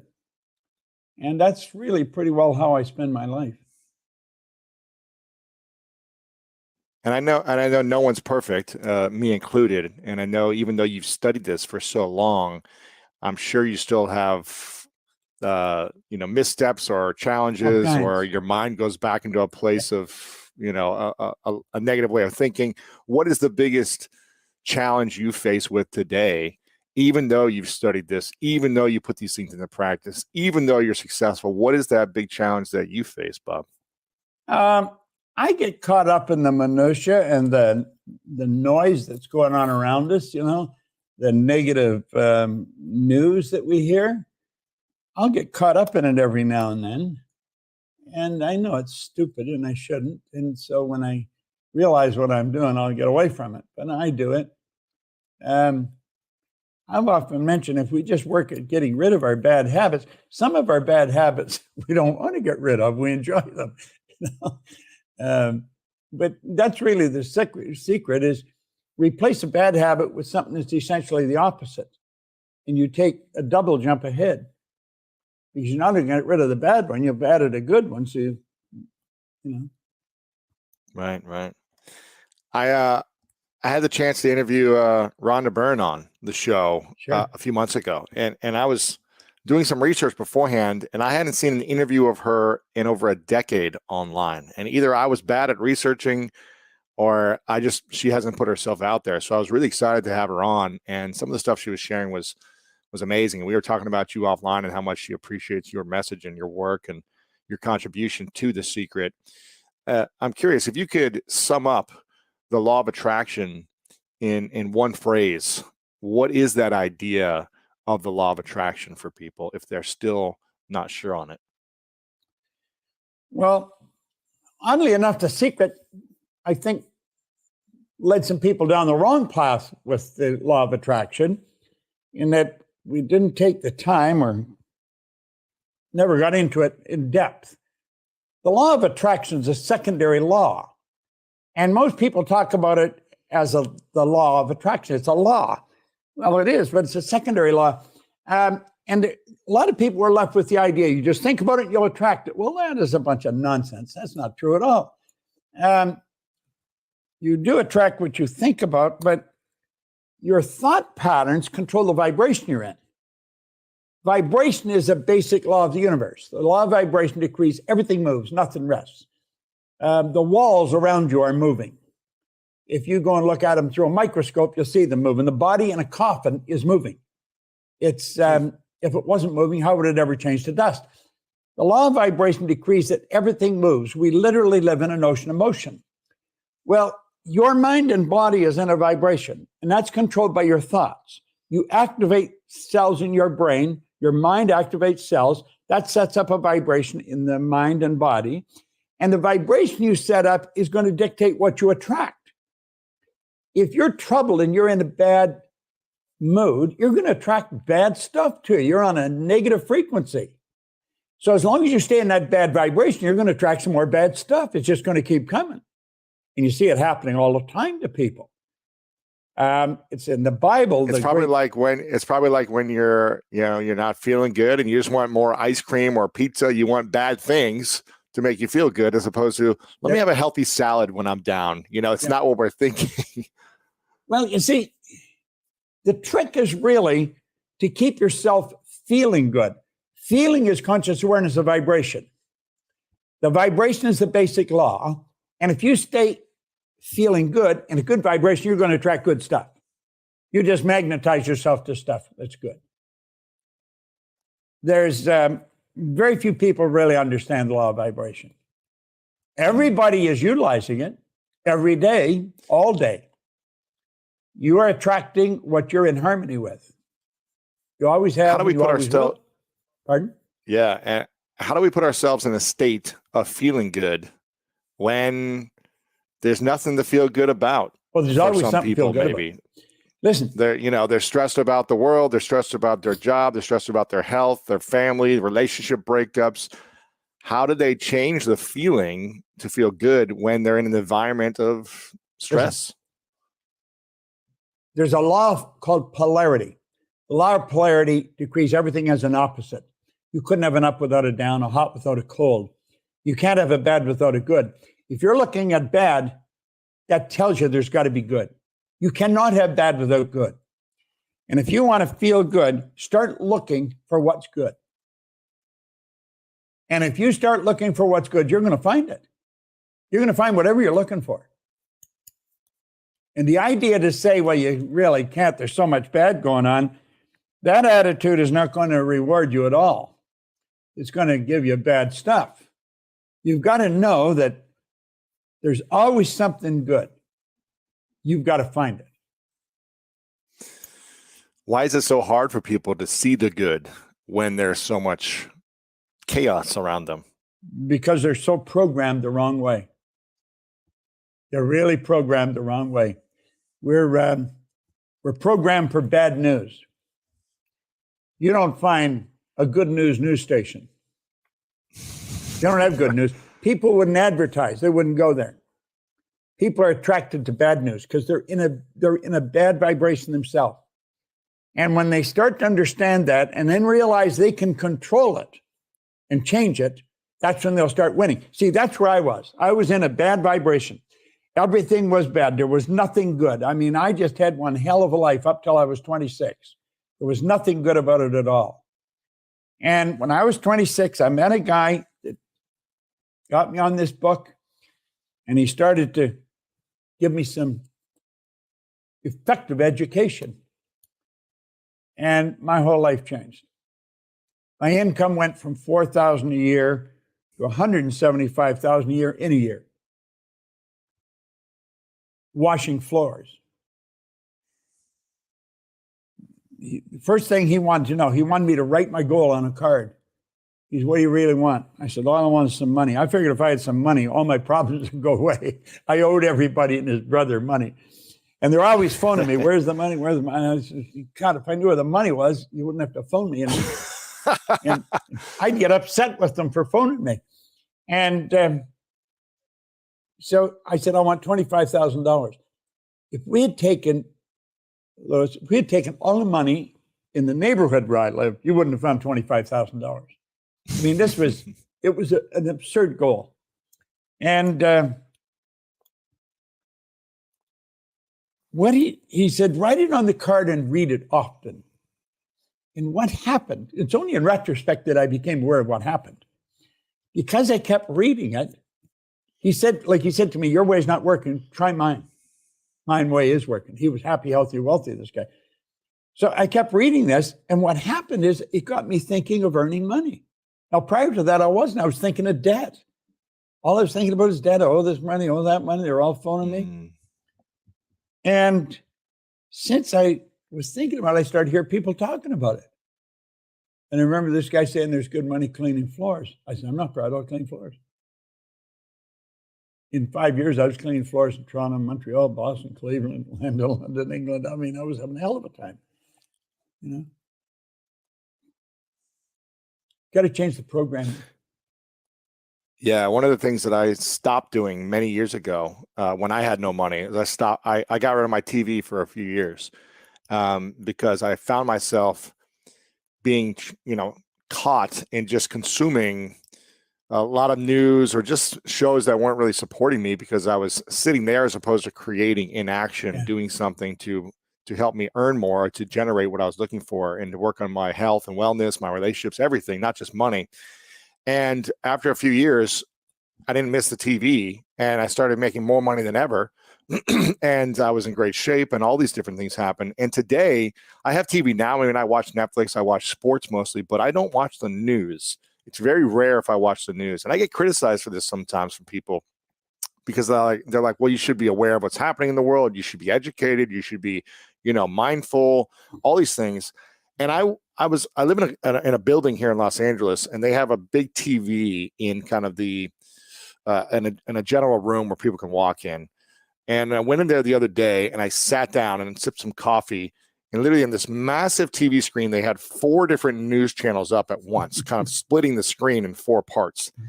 And for 20 minutes, all they were showing on the news screens, all 4 channels, was just this bombing, and this is happening here in India, and this is happening in the US, and the rioting, and all of it just was chaos.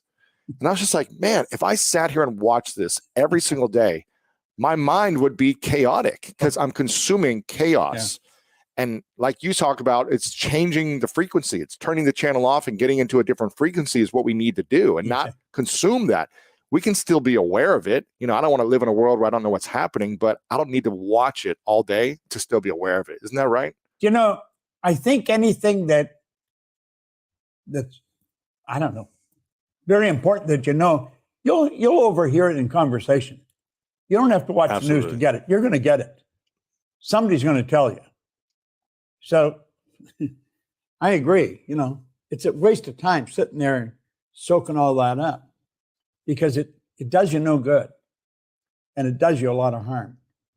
It does a lot of harm. When I was saying before, it makes you feel bad. If you feel bad, feeling is a word we invented to describe our conscious awareness of the vibration we're in. When you are feeling bad, you're in a negative vibration. When you're feeling good, you're in a positive vibration. That's just a basic thing that we could go by. So how do you feel good? Well, there's all kinds of ways to feel good. Think of something really pleasant. You'll start feeling good. Do something kind for somebody. You'll start to feel better. Help somebody out somewhere. You'll start to feel good. Share a good idea. You'll start to feel good. When you're feeling good, you're in a good vibration, you're going to attract good stuff to you. Most people don't understand that feeling is conscious awareness of vibration, and the vibration you're in is dictating what you're going to attract. Ooh. It's a basic thing. True. It's so basic, but it's not understood. It's hard for people to change the way they feel because I feel like they get trapped in it. They're like, no, this is how I'm feeling. It takes them days to get out of it until they go to sleep, wake up, and maybe that resets the programming because they got some sleep. I don't know, but I feel like, and I've been there many times in my past where I would hold on to things for weeks, months, and hold on to the negative feeling. So I get it. I've been there, but it's so much better when you can shift it faster or just be aware of it. And I'm not saying don't feel grief and sadness and anger and frustration. These are all feelings we probably should have a balance of feeling, but don't hold on to them. I feel like that's what hurts us in the long run when we hold it on to those feelings. Yeah. Because I'm sure you still feel angry and upset and let down and sad at times, right? I don't get angry. That's good. I can't remember the last time I got angry. I may be not very pleased with people sometimes, but I don't get angry. No, I really you might be disappointed. I used to get angry. I used to have a hell of a temper. I had red hair too. I think red hairs have bad tempers. That's what they say. Well, it was true with me. I can't remember the last time I was angry. I just decided it was a really silly waste of energy, What do you think shifted for you in deciding that? Oh, there's no question about what shifted. It's the studying. You study. If you study the right material, you're raising your level of awareness. And people that are angry all the time are on a pretty low vibration. They're not really very with it, So how long were you angry for in your life? How many years did it take to until you finally said 40, 50, 60? How old were you? I'd probably be 60. 60. Late And how young are you now, Bob? I'm 86. Yeah. You look great, man. I hope I look as healthy and young as you at 86. Well, I'm still going strong. I have no intentions of slowing down. That's amazing. So at when 60, I say I you haven't feel been like you angry started for a long time, probably, it was probably up around 60 when I think I eliminated it, as I was going along. And I realized, I think I got to the point where I realized just how silly it is to get angry. And you start to see other people getting angry. You think, why are you doing that? They feel justified. Where do you, where do you think you'd be if you let go of anger at 40? Where do you think you'd be in your life now? Further ahead than I am. Really? I don't really know where, but oh yes. There's a tremendous amount of energy that's wasted in anger. It's a dumb waste of energy.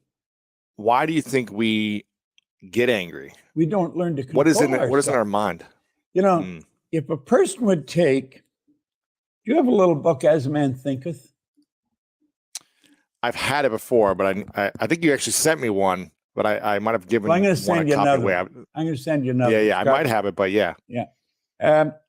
If you take the last chapter in As a Man Thinketh, it's on serenity. And you start reading that, and you read it every day. If you wrote it out every day, I often have people write it every day for 90 days. It changes your life. It starts off, calmness of mind is one of the beautiful jewels of wisdom. It's the result of long and patient effort in self-control. You see, anger is when we're not in control of ourselves. We're letting something outside take over. You're letting another person or a situation, maybe a flat tire, control your being. The tire's flat, so the tire's flat, so what the hell? Get it fixed, But we let stuff control us. And we've got to stay in control. I want to ask you about money and relationships. Yeah. You've been around the block a long time. You've seen a lot. You've met a lot of people. You've had many different relationships in your life. How important is it to have alignment around money mindset when you're in an intimate relationship with your intimate partner or a business partner? What conversations should we be having around money to make sure that the partner we're in business or life with is going to support us as opposed to be a, kind of thorn in the side of energy, if you will? Well, I think money plays a very, very big role in our life. We should control the money. We should never let money control us. I love earning it. I love giving it away too.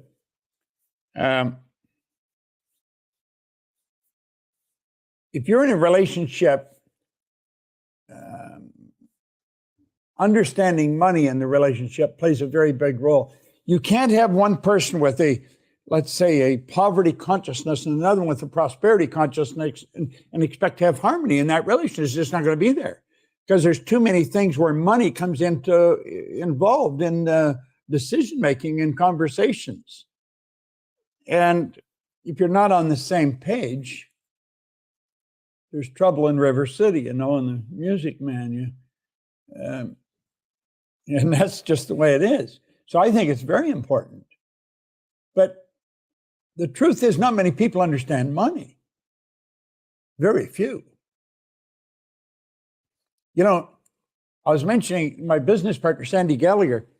She was a securities attorney when I first met her. She came to a seminar.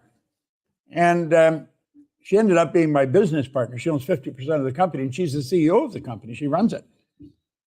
But she's a damn genius when it comes to money. I have a pad here where I write things I'm grateful for, the very top thing, Sandy's financial genius. That's number one in my gratitude list every day. I've earned millions and millions of dollars, but it wasn't until she became a business partner about 15 years ago, I guess, that everything in my life changed with money, because she knew how to manage it. And if you don't know how to manage it, you're not going to do very well. When we live in a state of fear, what does that do to us? And the second part to this, when we feel that fear and we become aware of it, what should we be thinking or doing or acting on in order to shift into a more positive state? You know, that is one hell of a good question. And it's a question most people are not able to answer. First of all, the cause of fear is ignorance. That is the cause of fear. And so if you follow the ignorance, it doesn't start out as fear. The ignorance starts out in a conscious level as doubt and worry. Mm-hmm. That's on a conscious level. We're doubting or we're worrying. Then we take whatever image comes into our consciousness of the doubt and the worry, and we turn it over to our emotional mind. That's what causes the fear. Well, that fear then has to be expressed through the body, through the only instrument it can be expressed through, our physical body. It sets up a vibration known as anxiety. Mm-hmm. Anxiety is not expressed. Anxiety becomes suppressed. Ooh. We suppress it. And the suppression then turns to depression, which turns to disease, which turns to decay. You see, you're talking about a track a person gets on. It's a very negative track. It's ignorance, don't worry, fear, anxiety, suppression, depression, disease, disintegration. Now, the polar opposite of all that, the opposite of ignorance is knowledge. There's only one way to get to knowledge, and that is to study. Now, unfortunately, school didn't do the job that it was designed to do for most of us. Mm-hmm. School should teach us to love to study. Not to dread studying and homework and tests. They should teach us to love it. Yeah. Because study leads to the opposite of doubt and worry, which is understanding. See, it's study that leads to understanding. We understand how to handle the fear. It's understanding that enables us to cause us to understand where the fear starts. The understanding, then we want to say, what do we understand? We want to understand this whole universe operates by law. One of the laws is the law of opposite. The opposite of doubt and worry is understanding. Now, if the doubt and worry leads to fear, what's understanding leads to? Understanding leads to faith. The faith leads to expression, well-being, and expression. It's not depression. It's not suppression. It's not anxiety. The faith leads to well-being. The well-being then is expression, acceleration, because we're at ease. There's not disease. So you're dealing with polar opposites. There's two different sides to things. And when we understand that, our world starts to change.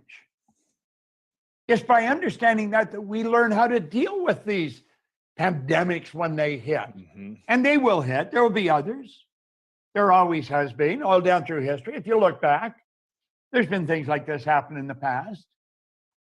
And unfortunately, the masses are sort of paralyzed by it. Yeah. And as a people, we add to that paralysis by feeding them more of what scares them. What we should be doing is helping them understand what the hell's going on. Why do we do that as people? Why do we feed people more of what scares them as opposed to what you and I do, which because is try that's to what people want. That's what they buy. People don't buy good news. People buy bad news. Why though? Can you imagine if everybody that tunes into CNN tuned into the School of Greatness every week? It'd be amazing. Can you imagine if everybody that tunes into Fox tuned into your School of Greatness every week? Have you any idea the impact you could have on the world? That's what we're trying to do. It'd be enormous. It'd be enormous. Yeah. People want bad news. It resonates with where their mind is programmed. They're programmed with negative information. Mm. Their paradigm is all bad news. It's what we're programmed with. Now, is everybody? No. There's a small select group of people that don't fall into that category. And they are always working diligently trying to lift everybody up. It's not an easy thing to do. But every once in a while, a Lewis Howes will come along and start a School of Greatness, and he'll call in different people that feed into that concept, that are in harmony with that, that resonate with that. And so it makes it interesting for the listener. And that's how it goes. Yeah. And that's what you're doing. And that's what I'm doing. Yeah. And it's not a losing battle. It just appears like it is. I'm winning. Yeah. I think you're winning. Now, we're not drawing the numbers that CNN's drawing, but the ones we draw are saying, absolutely, Mm-hmm. you got it. You got it. We're making an impact on them for sure. I'm curious. We are. I want to ask you more about self-doubt, because this is something I've been fascinated with for the last few years, as I spent most of my life dealing with trying to understand how to overcome doubting myself and achieve the sports goals, business goals, relationship goals that I had throughout my younger years. And I became obsessed with learning how to eliminate doubt. And I've been researching this more and just trying to learn from people like yourself on how you have dealt with self-doubt over the years, and how you think anyone who feels like they're doubting themselves, what can they do to go from doubt into confidence? What do you think is the path? Okay, that's a good question. It ties in with the previous question you asked. What do we do with fear? Fear comes from the doubt. So the doubt becomes the cause of the fear, which is the cause of the anxiety, etc. The doubt is the cause, fear is the effect. What is the polar opposite to doubt? Understanding. It's understanding. That's the opposite of doubt. So what is it we want to understand? Well, if it's me that's entertaining doubt, why am I entertaining doubt? If I were to find out who I really am, and I believe everything that's been taught down through the centuries, I would have no doubt. I would be realizing that I could do anything. And the only thing that's causing the doubt is lack of understanding. So I'm going to keep studying. I'll gain a better understanding. I don't doubt myself. I don't doubt what I can do. Does that mean that I can do everything? No. When doubt appears, I'll eliminate it. And I'll eliminate it fast, because I'm going to figure out how to do whatever it is I'm doubting. Yeah. And you see, if it's me that I'm doubting, it's because I don't understand me well enough. I did a broadcast the other day. It was all over the place. We had thousands into it on self-image. And we've got to get a better image of ourselves. We have to get a true image of ourselves, understand who we are, how our mind functions. Realize this physical instrument we're living in is nothing but an instrument. It's the instrument of the mind. And the mind expresses itself with and through this thing we call our body. Well, let's understand that better. This thing, you get enough power in your one hand to light up that building you're in for probably a month. Wow. There's about 11 million kilowatt hours per pound potential energy locked up in the electrons and the atoms of the body. Well, that's the invisible power that's in me. I want to understand that better. That's the physical side. What's the higher side? Higher side is my intellectual side. And that is the intellectual factors that I run through earlier. Perception, will, reason, imagination, memory, and intuition. There's 6 of them. And as I understand those more, as I understand my intellectual factors, I'm using the things and I'm utilizing and developing the things that separate me from all the rest of the animal kingdom of which I'm a part. Then I can tap into the spiritual essence of who I am, because we're spiritual beings. And that's where the greatness lies. It lies in understanding the spiritual essence of who we are. You see, our spiritual DNA is perfect. It requires no improvement. It requires no modification. Our spiritual essence is perfect, and that perfection is within us. So the trick is figuring out how to express it in a greater way. Yeah, and not get trapped into a different type of expression through bad news or friends or parents' beliefs or whatever it is that Exactly. tries to shut us down, correct? Exactly. So, And they if- will try and shut us down because we're coming up and we're saying, I'm going to do this. They'll say, you got to be out of your mind. You're going to quit that good job. Are you crazy? We got to be strong enough to say, I'm going to follow my dream. amen to that. I'm a big Like believer. Martin in this. Luther King, I have a dream. He didn't say I have a plan. He didn't say I have a bank account. He didn't say, I have a dream. I have an image in my mind. I have a good, beautiful picture that I want to execute in my life. Self-image. I love this topic about self-image. How do we reshape our self-image to serve us as opposed to bring us down? Well, it's interesting. Maxwell Maltz actually discovered self-image as we know it today. He was a cosmetic surgeon, and he found if he operated on a person, maybe they had a distasteful scar in their face, and he removed the scar, he said sometimes there was a phenomenal change in the person's personality. But he said other times they'd remove the scar, it was very successful, no change in their personality. That led him to postulate that we not only have this physical image that reflects back from the mirror, we have an inner image of ourselves. It's how we see ourselves. Right. Now, that inner image is an idea, and that idea is generally planted in our little life when we're infants. And it's planted by virtue of the environment that we're surrounded by, how we're raised. If a child's raised with praise, they're going to grow up very confident individuals. If a child's raised with criticism, they're going to grow up very insecure. So you see this image that we have, it's a picture of how we see ourselves. But most of us, that image was planted by people that didn't know what the hell was going on. They didn't know the war was over, and they were developing a little mind. It was a mind. They were shaping it like fresh clay. They didn't understand that. It was a kid they're looking after, and we feed him, we keep him warm. What the hell? That's our responsibility. No, it was a mind, and they were developing that mind. And if they didn't understand, what were they going to put in? Well, all they could give to the child is the insecurities that they had themselves. So that was the picture that the kid grows up of themselves. Now, I grew up very insecure. I was born during the Depression. When I first went to school, the Second World War had just broken out, so everybody's rationed for everything. It was hard times. All the men were away fighting in Europe or South Pacific. There was no men doing anything. The women that were there were driving the trucks. They were cops. They did everything. So There wasn't a whole lot of time used for developing a little mind. So I just grew up and picked up what I could. And I grew up very insecure. It wasn't until I met a man that gave me this book and gave me some damn good instruction that I started to pay attention to who I was. And I have never stopped being fascinated with studying me. Yeah. I am the most fascinating subject that I've ever come across. And I have found out that you and I are exactly the same. We only appear to be different. Our physical body looks different. We choose different vocations. Some earns more or less than the other.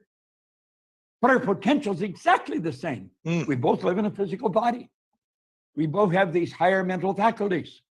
We're both spiritual beings. We both draw on an infinite source of supply. We're the same. So the trick, I think, for the person that has insecurities, that hasn't got the strongest image they want, they should find a damn good mentor. That's what changed my life. That's what the School of Greatness is for doing for people that are tuning into it on a regular basis. Because I don't think you have any schlocks on here. I don't think you have people coming on here who don't know what the hell they're talking about. I don't think you have people come on here just to make a noise. I think you come on to pick the best of their mind. You're going to pick their mind for their listening audience. You've got a big name out there. So, it's a lot of people listen to you. pay attention. So, and that's why, because you're giving them the right information. So as we start to gather this information about ourselves, our image starts to change. And I started to see, I'm not this skinny kid that doesn't know what the hell's happening, that did poorly in school. I'm a spiritual being. I have a marvelous mind. I can think. If I can imagine it, I can hold it in my hand. I can do anything that I want. I've got a little book here. This is a little book I've been studying. What's that called? This is the book The Secret was based on. Mm. This is the original. What's it The called? Science of Getting Rich. Huh. Science of Getting Rich. Wallace D. Wattles. In fact, we're going to be teaching that online. I think starts the 1st of May. We have hundreds of people registered, and we're going to be teaching it online. Science of Getting Rich. It's a wonderful book. I will have it sent. I'll have a book sent to you. Oh, thank Okay. you, sir. Appreciate Yeah. it. But now I've had this book for a long time. I just keep reading it, keep reading it, keep reading it. Think and Grow Rich. I keep reading it, keep reading, and all the books behind me. I got thousands of books. I am absolutely fascinated with studying who I am. And when I'm studying me, I'm studying you, because we're really all the same. The only Yeah. difference is in results and understanding. What's the thing that you don't want to learn and understand that you feel like, you know what, I haven't fully grasped this concept or idea, Oh, wow. and I really want to get to another level? Well, I'm always wanting to get to another level. Hopefully, I'm at a higher level today than I was yesterday. I'm in here around 5:30 every morning studying. Wow. That's how I start my day here. Well, you see, there is no end to the growth. You always want to grow. So you're created in God's image. Now, there's a problem with this. Because we're raised on our physical senses, we grow up, and what we've done is had God created in our image, in our mind. Not that we're creating God's image. We're taught that we created God in our image. Mm. So now we're trying to figure out, how can the man be omnipresent? How can that person be everywhere? And because we're locked in on a physical level, we get lost. When we understand that you have infinite potential, there is no top. There's no beginning, no end. See, when it comes to School of Greatness, there's no finish line. Mm-hmm. When it comes to personal development, there is no finish line. So how can you tell how well you're doing? By the results you're getting. By their fruit. By their fruit, you'll know them. By the results they're getting. If they're not getting the results, they don't know. So if you're going to get a mentor, get somebody that's getting the results, Yeah. or you don't want them. Right. What's the area of your life you feel like you still want to grow more? Maybe it's not All getting of them. them. All the areas. All areas. I want to grow in all areas of my life. Yeah. I never want to stop growing. Yeah. I never want to stop learning. Is there a specific area for you that you feel like you need more work on than others? Obviously all areas, but is there one? Well, there's all of them, because my company's nowhere near where I want it. I picked up a pen way back in 1973. I was living in Glenview, Illinois. I had just left the Nightingale Conant Corporation. I worked with Earl Nightingale and Lloyd Conant for 5 years. And I sat down and I said, I'm going to build a company that operates all over the world. Mm. I had absolutely no idea how I was going to do that. But I knew if I could think it, I could do it. Because that's what all the great leaders have agreed on. They've disagreed in virtually everything else. We operate today, the Procter Gallagher Institute operates in 88 different countries. Wow. We have consultants that teach our material, that represent us in 88 different countries. When we stream a program, we go into around 115 countries. Now, if you'd asked me, how are you going to do that when I started? No idea. But I did know this. If you set a goal and you know how to do it, the goal probably isn't any good. Ooh. It probably isn't any good. Wow. Because if you know how to do it, you're going to go sideways. It's a repeat performance. Wow. You got to go after something you have absolutely no idea how you're going to do it. Mhm. Now, I've had the good fortune of working with Edmund Hillary. He was a beekeeper from Auckland, New Zealand. He was the first man to climb Mount Everest. He went there in 51 and he failed. He went back in 52 and he failed. But in 1953, he and Tenzing Norgay stood on top of the mountain. But he couldn't tell you till after he got there how he was going to do it. Mm. And nobody could tell him because nobody had ever done it. Before we continue this video, make sure to subscribe below and turn on the notification bell right now so you don't miss out on these great videos every single day. This is one of the best pieces of literature I have ever read. I'm going to read it through. It's only about 20 lines. And then we'll talk about it for a few minutes. Great. My mind is a center of divine operation. The divine operation is always for expansion and fuller expression. And this means the production of something beyond what has gone before, something entirely new, not included in past experience, though proceeding out of past experience by an orderly sequence of growth. Therefore, since the divine cannot change its inherent nature, it must operate in the same manner in me. Consequently, in my own special world, in which I am the center, it will move forward to produce new conditions always in advance of any that has gone before. I'm just going to photograph. I'll take a picture of this page and I'll send it to you. Please. The start of this is the key. My mind is a center of divine operation. Now, if I held a basketball here, there's only one point in that basketball that's center, isn't there? And that's determined by the outer measurements of the ball. Agreed? Mm-hmm. There's only one center in this studio. I don't know where it is. I don't even know how to find it, but I know somebody would know how to find it. In all things, there is only one center. This literature says my mind is a center, which would indicate there's more than one center. Mm. So if you study this long enough, and I finally figured out why, the man that wrote this is one of the most brilliant writers I think I've ever studied, Thomas Troward. My mind is a center. When you're dealing with divine operation, you're talking about infinite. There is no outer ring, so any point center. Your mind, Lewis, is a center of divine operation. And the divine operation is always for expansion and fuller expression.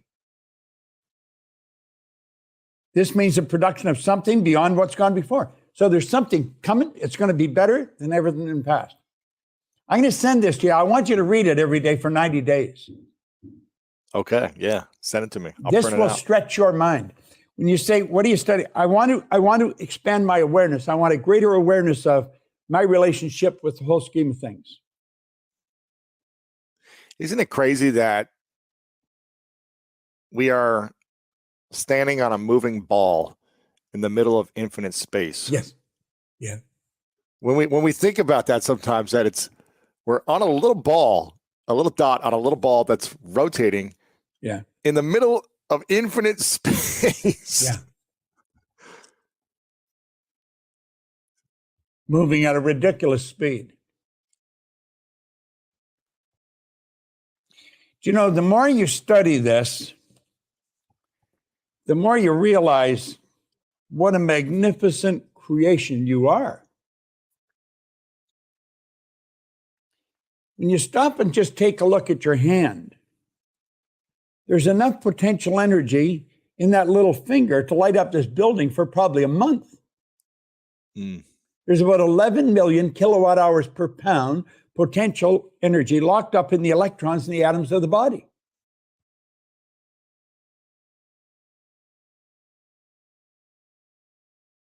I guarantee you, if this was her swiping by herself, there'd be no thoughts to the left. She doesn't want to seem shallow, like she's going to pick out the best men. What she wants to do right here on camera, and this is the brutal truth, bro, protect your reputation, sis. We get it. But you got to pretend like you're going through the pictures and you give a fuck about most of them and you get to the very end and all this stuff.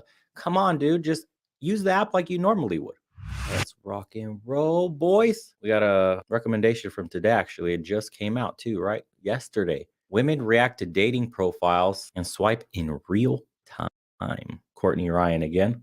I have a feeling this theme song's gonna start playing. Might not be for this one. But one of these videos we're watching today up above here on the tabs, boys. It's gonna happen.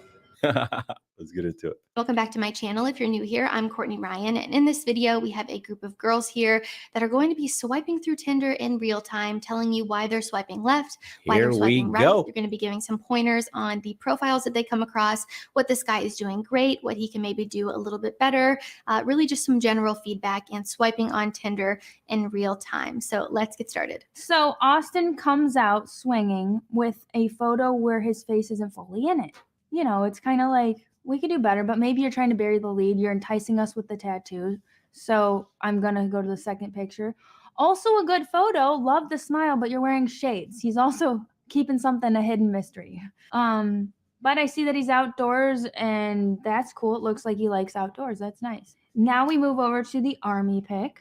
I don't know which one he is here because I'm not confident because their arms are covered. So the qualifier was the tattoo. And then in the first two pics, he was half of his face and then sunglasses. So I still don't really know which one is you.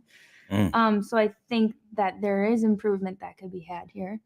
That's cool. You served your country. Thank you for your service. As long as you're not like super psycho in that direction. And we all know what I'm talking about. Okay, this is funny. Look at us. Personality, biting a beer bottle. Okay. Also, is that you? Like, there's two people in this, and I truthfully. First picture, advice. Don't include multiple people. Always you. You need to be identifiable right off the bat because interest sparks immediately, and she will scroll through the majority of the pictures next to make the final decision. If you have pictures with the boys as your first picture, and she finds out one of the boys is the one she's attracted to, you're getting swiped left on, dude. You just killed yourself. Good job. I think he might be not the main featured character here. There it is. And now we have a really zoomed out shot of him rock climbing. So like he is a mystery to me. I don't know what to draw other than it's cool that he's outdoors. He seems like he has friends. That's great. And he has put in some service. Oh, and a cute dog pic. Okay. Yeah. I don't know enough about Austin to really be wowed. So I think his profile just needs some improvement. Okay. So show more of his face. Make sure you can actually see his full face. Yeah. Show more of your face. See the difference between this and the Chad video we watched where the Chads were running through Tinder and we were looking at his profile and he had very distinguished pictures of his face, of his body. Multiple pictures, dude, almost repetitive. Multiple face shots, multiple body shots. Show off your face and your body. It's a dating app, a hookup app. That's all it is. But show yourself doing cool shit. So that rock picture he had, this one right here, dope picture, but it should have been taken way closer, better angle, showing more of him doing this. Or at least you include this picture near the end when she's already mostly made up her mind if she wants to sleep with you or not, but needs an extra push of encouragement like, oh, this guy does cool shit. That's how you have to think about it. And make sure we know which one's you. So would you swipe left or right? Let me go back. That's a left. You know, Be honest. he has hands. And I might just swipe. What's the good one? Is right? Right's the yes. good one. Left's the bad one. I might swipe right because. Bruh. Why is she capping like she doesn't know which swipe? This was the same chick, wasn't it? That was like, well, I don't want to show off how many swipes I got. I don't want to name it, right? Wasn't it this one? It was this blonde, particularly, that was like, I got a ton of matches. Now we're playing coy. So already, dude, they're lying about the way they swipe through guys. They don't want to seem bitchy. I guarantee you, if this was her swiping by herself, there'd be no thoughts to the left. She doesn't want to seem shallow, like she's going to pick out the best men. What she wants to do right here on camera, and this is the brutal truth, bro, protect your reputation, sis. We get it. But you got to pretend like you're going through the pictures and you give a fuck about most of them and you get to the very end and all this stuff. Come on, dude. Just use the app like you normally would. They swipe through it quick. If you've ever seen a woman swipe through the dating apps naturally without being judged, your head will explode, dude. The finger's going left so fast. There's more left to be designed. It's like maybe there's a cliffhanger here, and I'm just kind of like, can I see you over FaceTime just out of curiosity? Okay. Next guy. I mean, I like him. He has a dog. Is it a good first photo? Yeah, that's a great first photo. He's got a dog. He's by the beach. He likes the outdoors. He's got a nice smile. He's fit. He's got his arms out. He's got a nice watch. Perfect. We all care Look about at that. that. I like this. He's outside. He's got his backpack on. Oh, Case Western Reserve University. Okay. He's outside. Dude's in fucking Machu Picchu. He's cool. He's outside, got a backpack on. Dodo for brains. Absolutely clueless. This dude's traveling the world, hiking to incredible places, legendary spots people go from all over the world to see. She's like, he's outside, bro. Totally doesn't get where he's at. He's got his backpack on. Oh, Case Western Reserve University. Okay. Showing that Dog body. again. I mean, I like bigger dogs, but I mean, I like all dogs. He's looking Got at the his- biceps, He's outside. chest. He's local because I know this beach. Again, outdoors, great. 10 out of 10. Okay, so I you're would swiping definitely right. Okay.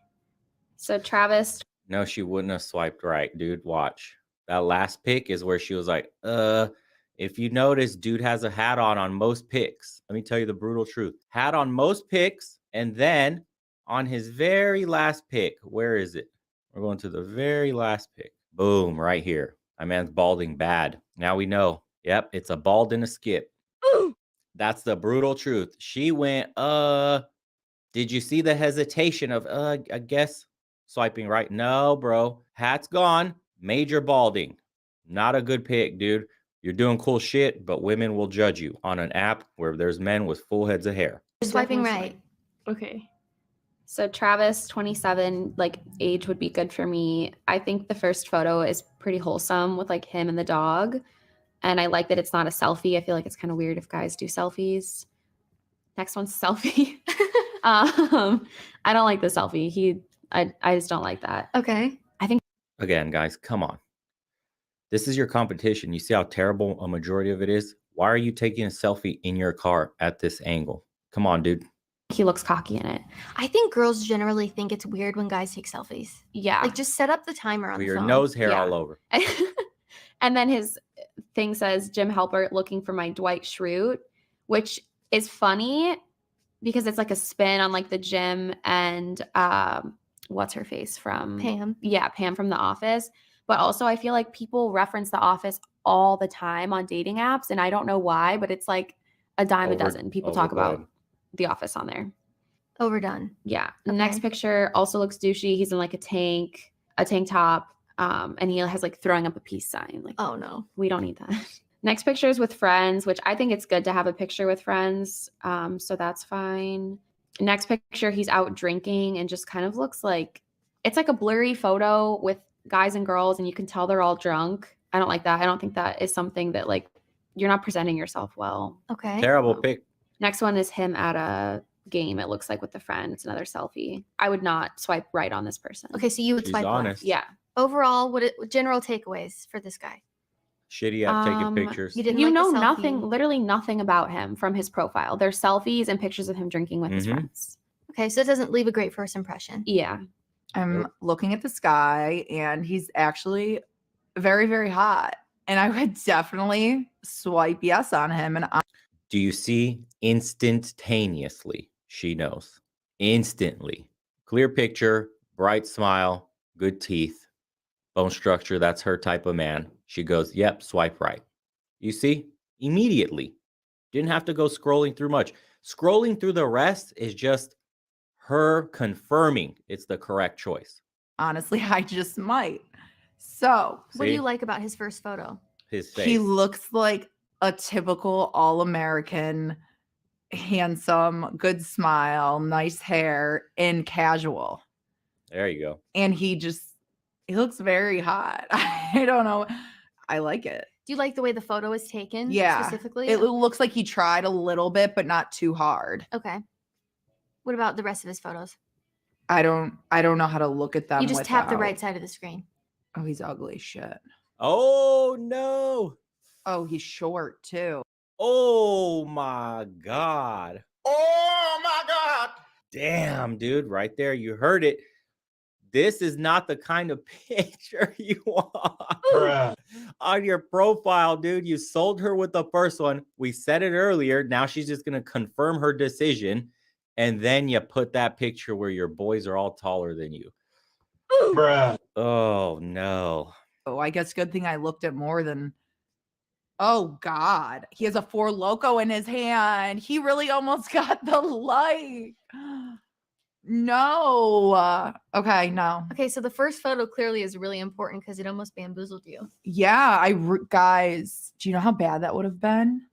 So you're swiping left. Okay, X. Okay, so this first guy, he is sitting at his job. It looks like that is. That's a good pick. That's a good first pick. I'm thinking he does not have much time outside of his job. If that's going to be his first picture. What? Oh, There are no brains up there, dude. My man just took a nice still photo, looks professionally done up at his work, and she goes, he might be working too much. There's no time for me. Oh my God. So let's see. He has a job. Nope. Negative. This guy's cute. He's Whoa, dude. That one is straight airhead, doesn't care. No explanations. She just said, nope. Look His at job this. if that's going to be his first picture. So let's see. Nope. This guy's cute. He's really cute, but That's a job. I think he's too young for me. 23. Not that that's too young for me.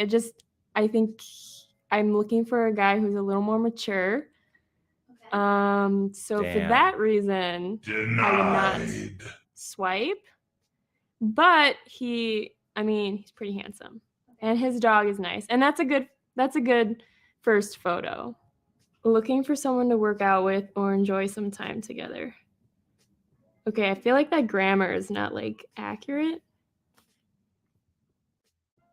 Is that a turn off when guys have bad grammar or spell things wrong in their bio? It used to be, but not anymore. I do notice grammar, but it's not a deal breaker.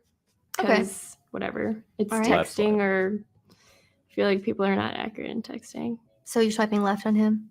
I'm gonna swipe left on him. Also, even if he was like 30, I don't like when they post gym photos like this. You see, 30. Prime time, baby. 23, too young. Hates those pictures. My man's age is a factor, boys. And it's not against you. It's in your favor. Okay, Listen, work hard in your 20s, play in your 30s. explain that because that will help guys out.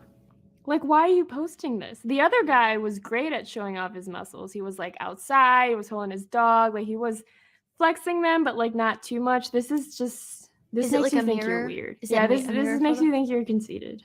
What is it? I can't see it. Is it like a mirror photo? Oh. Okay, Yeah. so it's all about the context. Yeah. All about where he's at. Yeah, like why did someone that took a photo of him at the gym doing Right. this pose? Right. Like, a little weird. Okay. Thanks, Benji, JC. I stand for the flag. Just stand is the hoodie. All right, cute dog. You like dog pics. Yeah, we like a good dog pic. Okay. That is I forgot to mention that earlier. All right. Okay, nice. Okay, I'm going back. Nice backwards hat. All right, he's running a 5K. She's He's so, out there. dude, this one, we have to skip her because she's actually trying to put on a front right now for the camera and bullshitting like she cares. The other Bobo brains that saw the dude sit down at his work and goes, he's working. That's the one we need to be watching because that's what they're really like. They're so picky on everything. One mirror selfie, we won't fault him for that because he's got his clothes on and you know what, he was feeling himself and he probably just got a haircut. We're not making a harsh judgment here. Okay, but now we have another. So this is another one and it's a gym selfie. The She shirt's does a little not, tight. think about it, chat. She has so many matches, thousands of them. You think she's going to take time to review profiles like it's a fucking job, dude? If the attraction isn't there on the first pick, like the other two women were showing. It's an X, dude.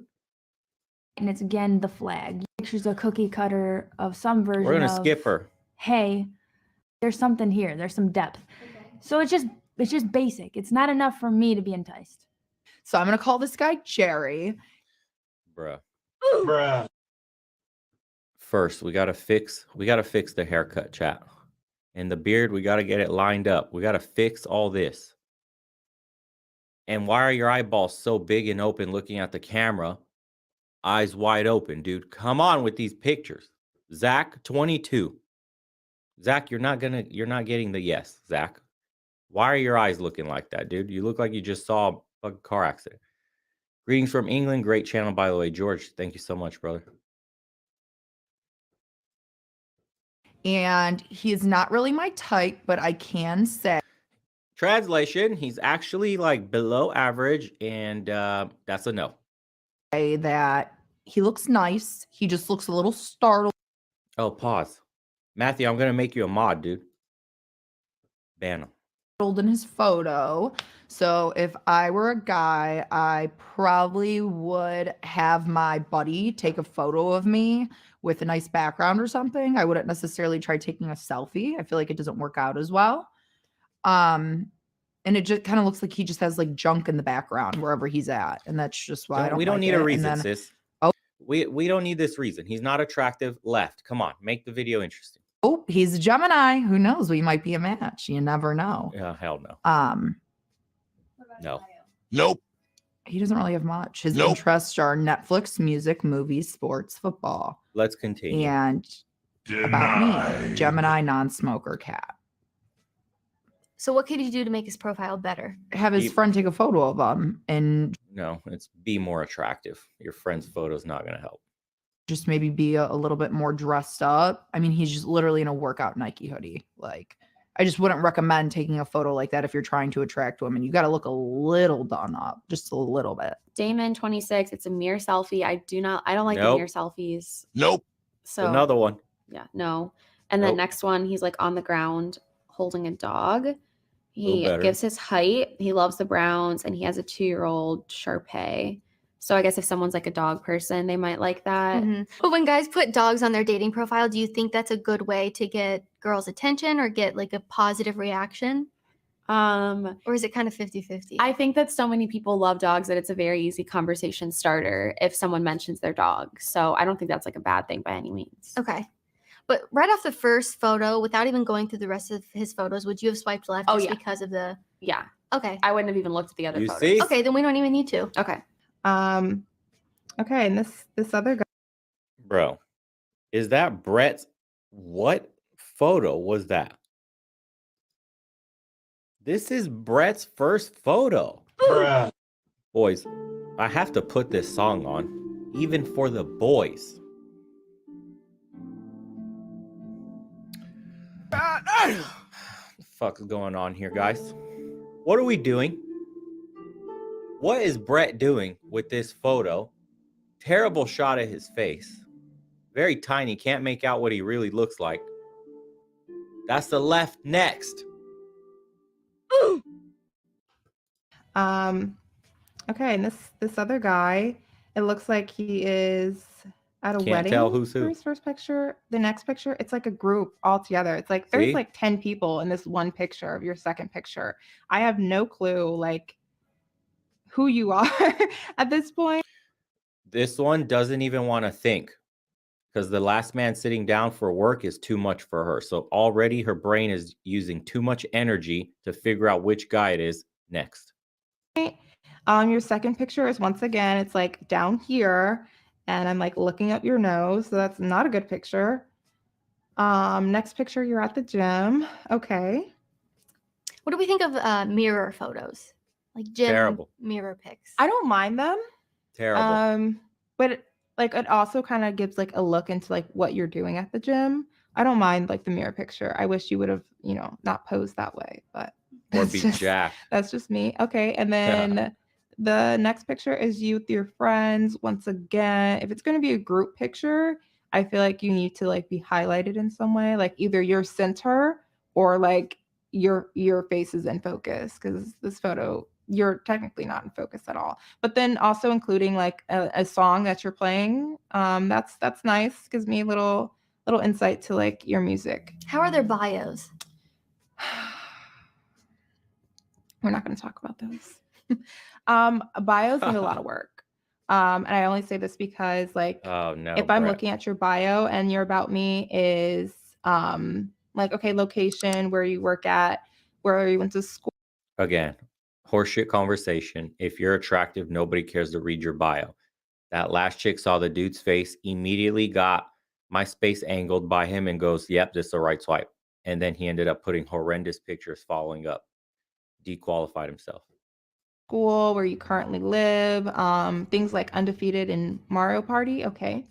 A certified forklift driver, okay. Current Guinness World Record holder, okay. About you, if it's just about your accomplishments and what you're currently doing and nothing about your personality or what you like to do. I mean, I can kind of figure out what you like to do from these things, but it just seems like you're bragging at this point and you don't really care if Jeez. someone like tries to get to know you. So Okay, so is he getting a left swipe? Yes. yeah. Yeah, he is. JC Lusbell, thanks, brother, for the 5. Dude, I'm 5'4" and I don't have any problems with femmes. I don't flash money or dress to impress. These ladies are lying. Stay off dating apps. I keep telling you guys, I think street game is far better, dude. Cold approaches in the street. Dating apps, this is what you put up with, man. It's hard to connect with somebody. Body language is missing. That makes up a majority of our communication. You're giving that away. It's pure looks maxing, is what they call it in other communities. You really have to max out purely attraction. Nobody cares about your fucking bio. Nobody cares about any of the shit most of them are saying right now. This one's at least somewhat brutally honest, dude. My man sitting down at work next. That dude had a whatever shitty beginner pick next. They're not looking through the bios, chat. When it's a Chad, they don't care. We've seen it from the last video. That dude was opening up with, is what the chat opens up with. Next guy. Okay, I don't know who this guy is because there's 3 of them. Oh, so his first photo is a group photo? I don't think that's a good look to put your first photo as a group photo. Mm-hmm. I still don't know who he is. It's Another group photo. Another one. I still don't know who he is. I think he's the So he's got like all group photos so far? he's got all group photos. He hasn't had a single photo yet Yeah, that's by a himself. no-no. Okay, I think I know who it is because it's the same guy in every photo, but like you need a single photo so that you can make him. Yeah, your Hit the first like photo button, should be chat, while this one goes through a a next. photo of just you. Yeah, I'm gonna say no on this Nope. guy. Okay. Of course she is. No. So I don't really understand what I'm even looking at. Just get him off the screen. It's a sis. filter of a Motorola cell phone, like a Dino phone, taking a photo of him. So everything about this is wrong. He has There you his go. hood up. I don't really like that. We're gonna look at his profile. Maybe he has something going on there. Nope. He's a smoker. He's a Virgo. Not much to work with on the bio. I'd say put a little bit more. What he's into is kind of cool though. I like it. Marvel, anime, painting, photography. So he's God, come on. clearly an artist or has an eye for art. So I could enjoy that. And I definitely like his small little profile better than the photo. Nope. So I'd just say, like I said, get your buddy to take a photo of you before you have 50 beers with them, not after, where you're like falling off a ledge. Okay, so when you're on a dating app going through profiles, if you don't like the first photo, do you even look at the rest of the photos? No, immediate no. Like, don't waste your time. Just So the Immediate. first photo is so important. so important. Yeah, especially because people click through so fast on there. Like, guys, I'm Mhm. sure do the same thing.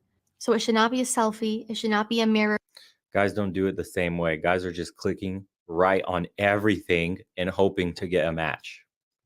Most guys swipe that way for numbers, not quality. And then you shoot your shot with the few matches you get. That's what the majority of dating apps look for, guys. She swipes left on a majority of profiles if they don't tingle her fancy on the very first picture.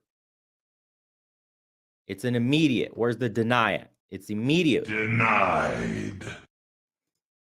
Photo, it should be, you know, the best photo you have of yourself. Yeah. Yeah. Okay.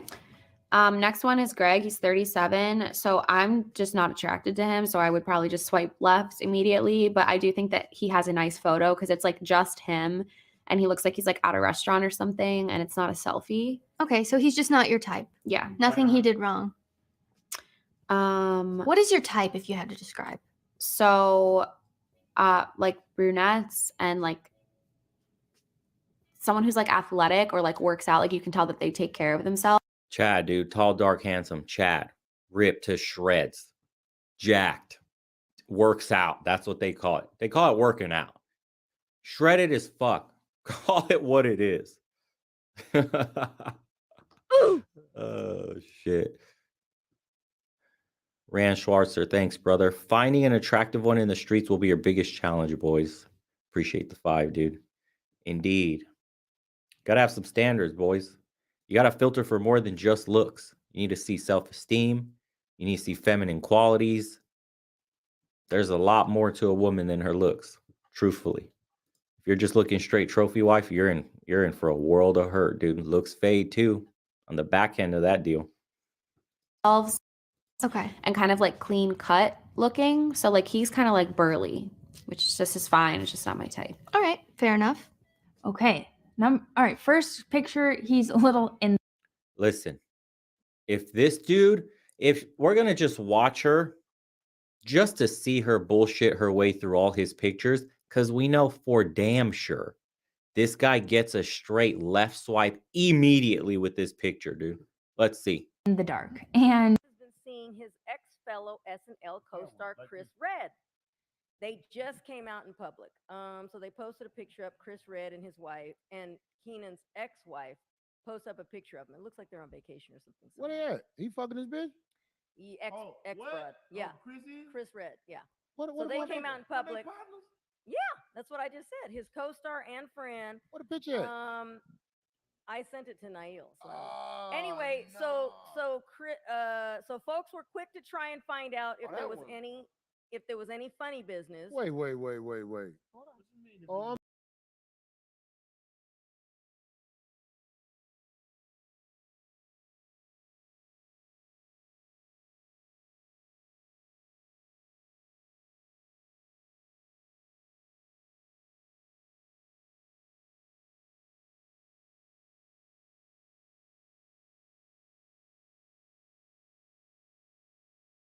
Keenan's people said that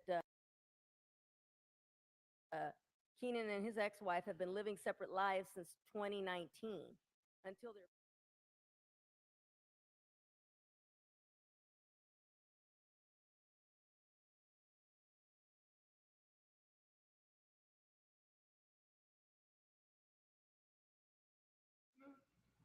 Well, that's Keenan. Well, yeah. D is talking a lot of just extra shit. I want you to Dude know on the extra set stuff. with him fucking his bitch now, publicly. His homie. Okay. Oh man, it's a cold friend and coworker. Not done yet. So now Chris just announced that he's not coming back to SNL. So of course the public again jumped in and said, "Hey, He got fired.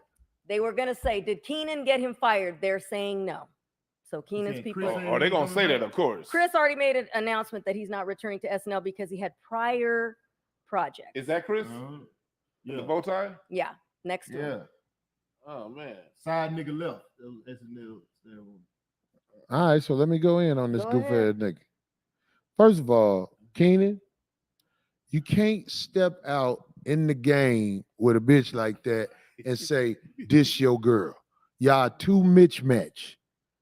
Y'all too mismatched. They ain't paying you enough money on SNL to hold that bitch down. I ain't saying this bitch stands out. I'm just saying that bitch and you don't match up well at all. What is that bitch? Is she Spanish? I or don't white? think so. I think she's white. Yeah. They've been together for 15 years and they were married for 11. They have 2 little girls. Yeah, you gotta get somebody you match. Wait. They've been together 15 years. They got 2 little girls, and the bitch fucked the dude on the show with him. That bitch ain't never had respect for you, boy. Never. Your daughters are gonna fuck wilding out niggas. My nigga Carlos gonna fuck your daughters. I'm telling you that. Oh my God. 85 South up in that Oh big, my God. big. Anyway, it is kind of crazy because I was like, wait a second. Are y'all serious? Why do niggas cuff bitches like that and hold them up in the air? It's okay to fuck a bitch like that. It's okay to struggle with a bitch like that. But you can't be on no red carpet with a bitch that don't fuck with you for real. The fact that you worse. Okay, I ain't gonna lie. At least you got Scottie Pippen. Scottie Pippen got it worse because Jordan's son fucking his wife. Oh my God, for sure. That's pretty bad right there. That's probably the worst one of the year, right? That's probably It ain't even Air Jordan. Bootleg Jordan fucking your wife, Scotty. Auntie. He was watching you while you was an adult. I he think was a she kid. changed his diapers, they said before. That's crazy. Man, listen, But man. it's not like she a dime, but it's like if he's not on SNL, if he's not on TV, do them people even get together? Hell no. That's why you got to get a woman that match you. You know what I'm saying? Like Corey and Melanie Camacho or something like that. Like that'll be a good couple right there. You know what I'm saying? You know, I probably would fuck Melanie, but sometimes I catch her doing this. Yeah, that's that crackish teeth bite. Sometimes Melanie be like, I'm like, hey, I don't know for sure, but that's that crackish teeth bite. When you, I'll be like, damn, your mouth is there. You know they don't feel their mouth. That's why they numb. They be like, man, my lips still here. Yes, it's there. Them dope things be like, your mouth is there. Your tongue there. Oh, God, nigga. Right. Come on now. That's it. Crack bite. That nigga know. Yeah, nigga. Niggas know. Niggas from the streets know that crack bite. Right. Fuck you, It's like gumming, but they're gumming. They gumming? Is that It's what like it gumming it. Yeah, because they don't have no teeth. I see them all downtown. It's like the village of them. It's Y'all like can say gone whoever with it. I fuck, goddammit, but I'm here to tell you, if I got a bitch like that, you ain't gonna see me out parading the bitch. That is a motherfucking imitation family right there. You gonna die alone, boy. Get like me, and you tried. That's the problem with you. All you niggas who die alone Well, to he try still it, has boy, his y'all kids. might well kill yourself. He still has his kids, so he's got to, Let me see his kids. He's got They ain't gonna fuck with him. 2 daughters. Yeah. They gonna be over there. Sneed fucked up better than you, daddy. Oh my God. Anyway, Sneed, that's the dude who did that commercial with Charles Barkley, right? That's where I know him from. who? Yeah. That guy here? Yeah. Chris? I seen him on a commercial with Charles Chris Barkley. Red or Reed? Yeah, Reed? whatever his name is. Hey, boy, you bogus for fucking that boy Broad. You bogus for that, dog. You wild as That's hell. too close. dog. You Oh, bogus, yeah, dog. That's crazy. But he looked tripped out too. It's just he in shape. Look at him. Look at his face. Oh yeah, he look like he up to something. He got them gums that look like Yeah, he look like he driving and conniving. right. Them gums look like that hamburger meat that was left on the stove all night. That The nigga one look that he looked like he's up to. that nigga like a premature Jay-Z. That made me cry. God dang Lazy. it. That nigga Down syndrome. He a Down syndrome Jay-Z. Hey, he should have been in that movie Smile. Though. That's crazy. He ain't Hova. His name is Over. Scary. Oh, He look like he looking at one of his teammates shower right now in that picture. Anyway, Nah. all right. They ain't gonna last. She fuck tripped out looking niggas. She like that shit. There's some girls out here who like niggas that just look tripped out. Yeah. They just like That it. nigga look like blackface, man. and she knows how much he's getting paid. black. You know what I'm saying? He I know knows he's what's black. up. He ain't getting paid no more. Keenan, you might get her back. But yeah, like to even do that. That's crazy. That's too close. His Yeah, come on. ex-wife, like That's too- he yeah. got babies by that woman. You, Somebody say he from Chicago. Hey, I got love for him if he from Chicago, God damn it. But nigga, look at both of them niggas right there. There ain't no niggas who can help you if goddamn it. that nigga scheming again. Oh shit, he ain't got that overbite lip. Yeah. I hate people with that lip that do this. I don't know. Just It just be over the teeth like a flap. Look like an unscrupulous nigga right there. Uh-oh. That nigga got a tattoo the word Chevy right there, so it look like the mud flaps when he smiles. Uh-huh. All right. Good luck, y'all. We just Yeah, I talking shit about guess. y'all, but Poor kids. nigga, you know you couldn't hold that hoe down. They're in the mix. So now, even though Black China recently lost her $100 million defamation case against the Kardashians, she's still bringing in the big bucks on her OnlyFans page still. And now, in her latest attention grab, she put up a video on IG of her new completely bald look, saying, anyone can be confident with a full head of hair, but a confident Black woman, now there's a diamond in the rough. Who said that? China. But Black she's, China? yeah. Yeah, Now, the poor all girl of that, right now all of, I'm sorry, D. I that's missed okay. it. But now all of that while she tagged and promoted what looks like a cosmetic company, because she still has a bunch of makeup on, but she was saying that was what she captioned it. So she put up a video of her new look. Oh, Niall's looking for it. Anyway, and she said, the caption was, anyone can be confident with a full head of hair, but a confident bald woman is a diamond in the rough. Let me see the bitch. Oh, man. I don't know, This it's a confident confident bald bald woman. woman. Hey man, when I saw her in the store, she looked good that day. I'd have hit her raw. Oh, let's get it. I'd have hit her raw. Let's get it. I'd have hit her raw Yeah, hit her raw. What about let's see how she look with the bald head? that day. Yeah, you finna see how she really look. Let's see how the bitch look. Uh, God, So she come on, talking man. about- Y'all can't say that bitch ugly. She can't just say be she wearing all ugly. that makeup and she done touched her That face mother up look and I shit. don't, I don't trust all Damn, that now makeup. he'll be fucking up with the shit. Uh-oh. What happened? Oh, you got the video? Oh. Oh. You got a That's photo Black of her. China? That's her? Is that her- God is that her damn. boy. You see that bitch been I playing with her face. told you Marcus, that motherfucker- Marcus, Listen, have you she seen that doing bitch that. been playing with her face though? I know. Now, That's what sisters, you just saying. That's what you just saying. She that was like, bitch look. you remember on Toy Story, that little ball dog? No, that was soldiers. the that was a baby story. doll. That No, but was there was small soldiers. All them little dogs. No, but there is a baby doll that doesn't have it. You know what? She got a lift pump with a basketball pump. Right. Jesus. That bitch looked like Miss Pac-Man. So she's still. Man, nah. Hey man, what's wrong with this bitch, man? This bitch, I remember I saw the bitch. She ain't look like that day I saw her. She look like her name is Jason. Man, she done did more work to her face, dog. Look at what a thing punch in with her. Oh, that girl No, she destroyed has herself. these things in her face though. What you're looking at there, she has these big things that are, I guess, She it's had a big- piercings. A nigga It's stabbed two her in the jaw to piercings. get a dimple. No, it's two piercings that go in the cheeks. That bitch look like she finna. That bitch look like she finna say, Marcus. Stupid. Anyway, so there we go. That. Fuck with the lavender hit. So she's killing it though. She's killing it on OnlyFans. She's getting She got a real doll, like a doll face. Like I don't know. I'm trying to think of what that doll is, man.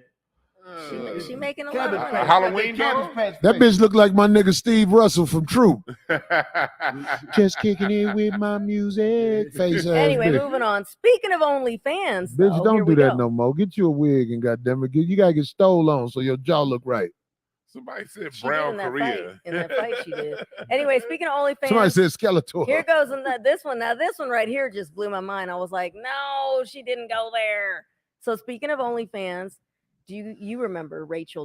You remember Rachel Dolezal? And in case you don't, and that name doesn't ring a bell, she's the NAACP president that pretended to be a Black woman. Remember? That bitch got an OnlyFans. Yep. Hold on. Now, Boy, this a cold world. she, This a cold no, it is. world. I swear to God, they already. lying, They, no, they already. This they, a cold world. they, no, they are. Well, the photos might be edited, but they actually looked it up. Hold on. Everybody's looked it up. D, They don't said, tell me wait a that. second. D, They you said, lying. no, I'm not lying. They said that they actually looked it up to see if it was confirmation. Now, listen, she has apparently had an OnlyFans for a year, but never really, people never knew about it, and she never really promoted it. Now, apparently, last night, They said I'm gonna get you sucker for Black China. so, apparently last night, somebody supposedly leaked some of her racy photos from her That OnlyFans ain't your account. leg, bitch. Bitch, that ain't your leg. That is not her. Nah. Yes, that's on her. She has it on her account. There's 4 pictures that were leaked, and all these people. So Nah, go to ugly.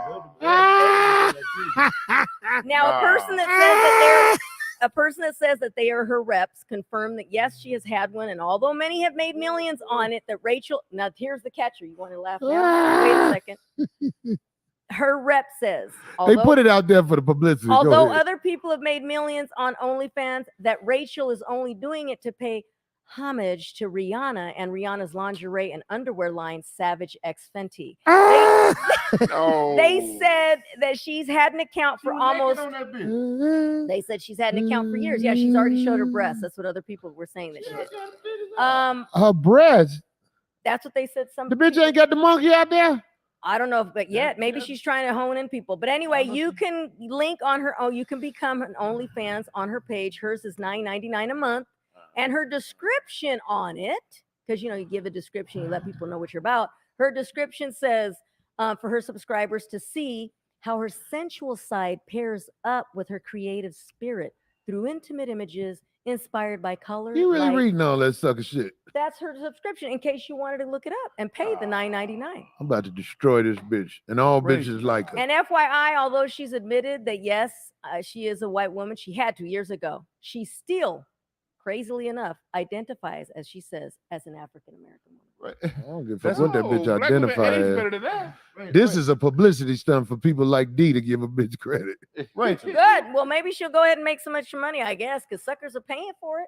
Who the hell body you got on, Rachel? Hey, look at that bitch. Who body you got on? Bitch, that ain't yours. Hold on, man. There's a lot of people that we know that look like her. I want to say, I've seen it. let's all pray for the bitches on OnlyFans and social media who bust down to make it all the way to the middle. All the way to the middle. What does that mean? How about the men? That Them bitches ain't make it to the top. Them bitches made it all the way to the middle. You ain't on shit. All the bitches who got money from OnlyFans work them goofies. But this bitch was what?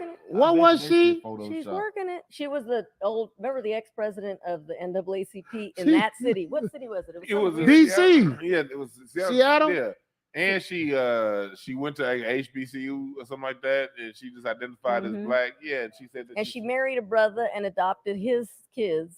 So Yeah. she thought, Well, that's very white to marry a brother and adopt his kids. and That's what a then white ended woman up would do. having a biracial kid. Which, by the way, remember her kid on the Netflix special? Yeah. He was so upset about the whole thing. Look at her He ankles. wasn't with it. He's not with it. Like a,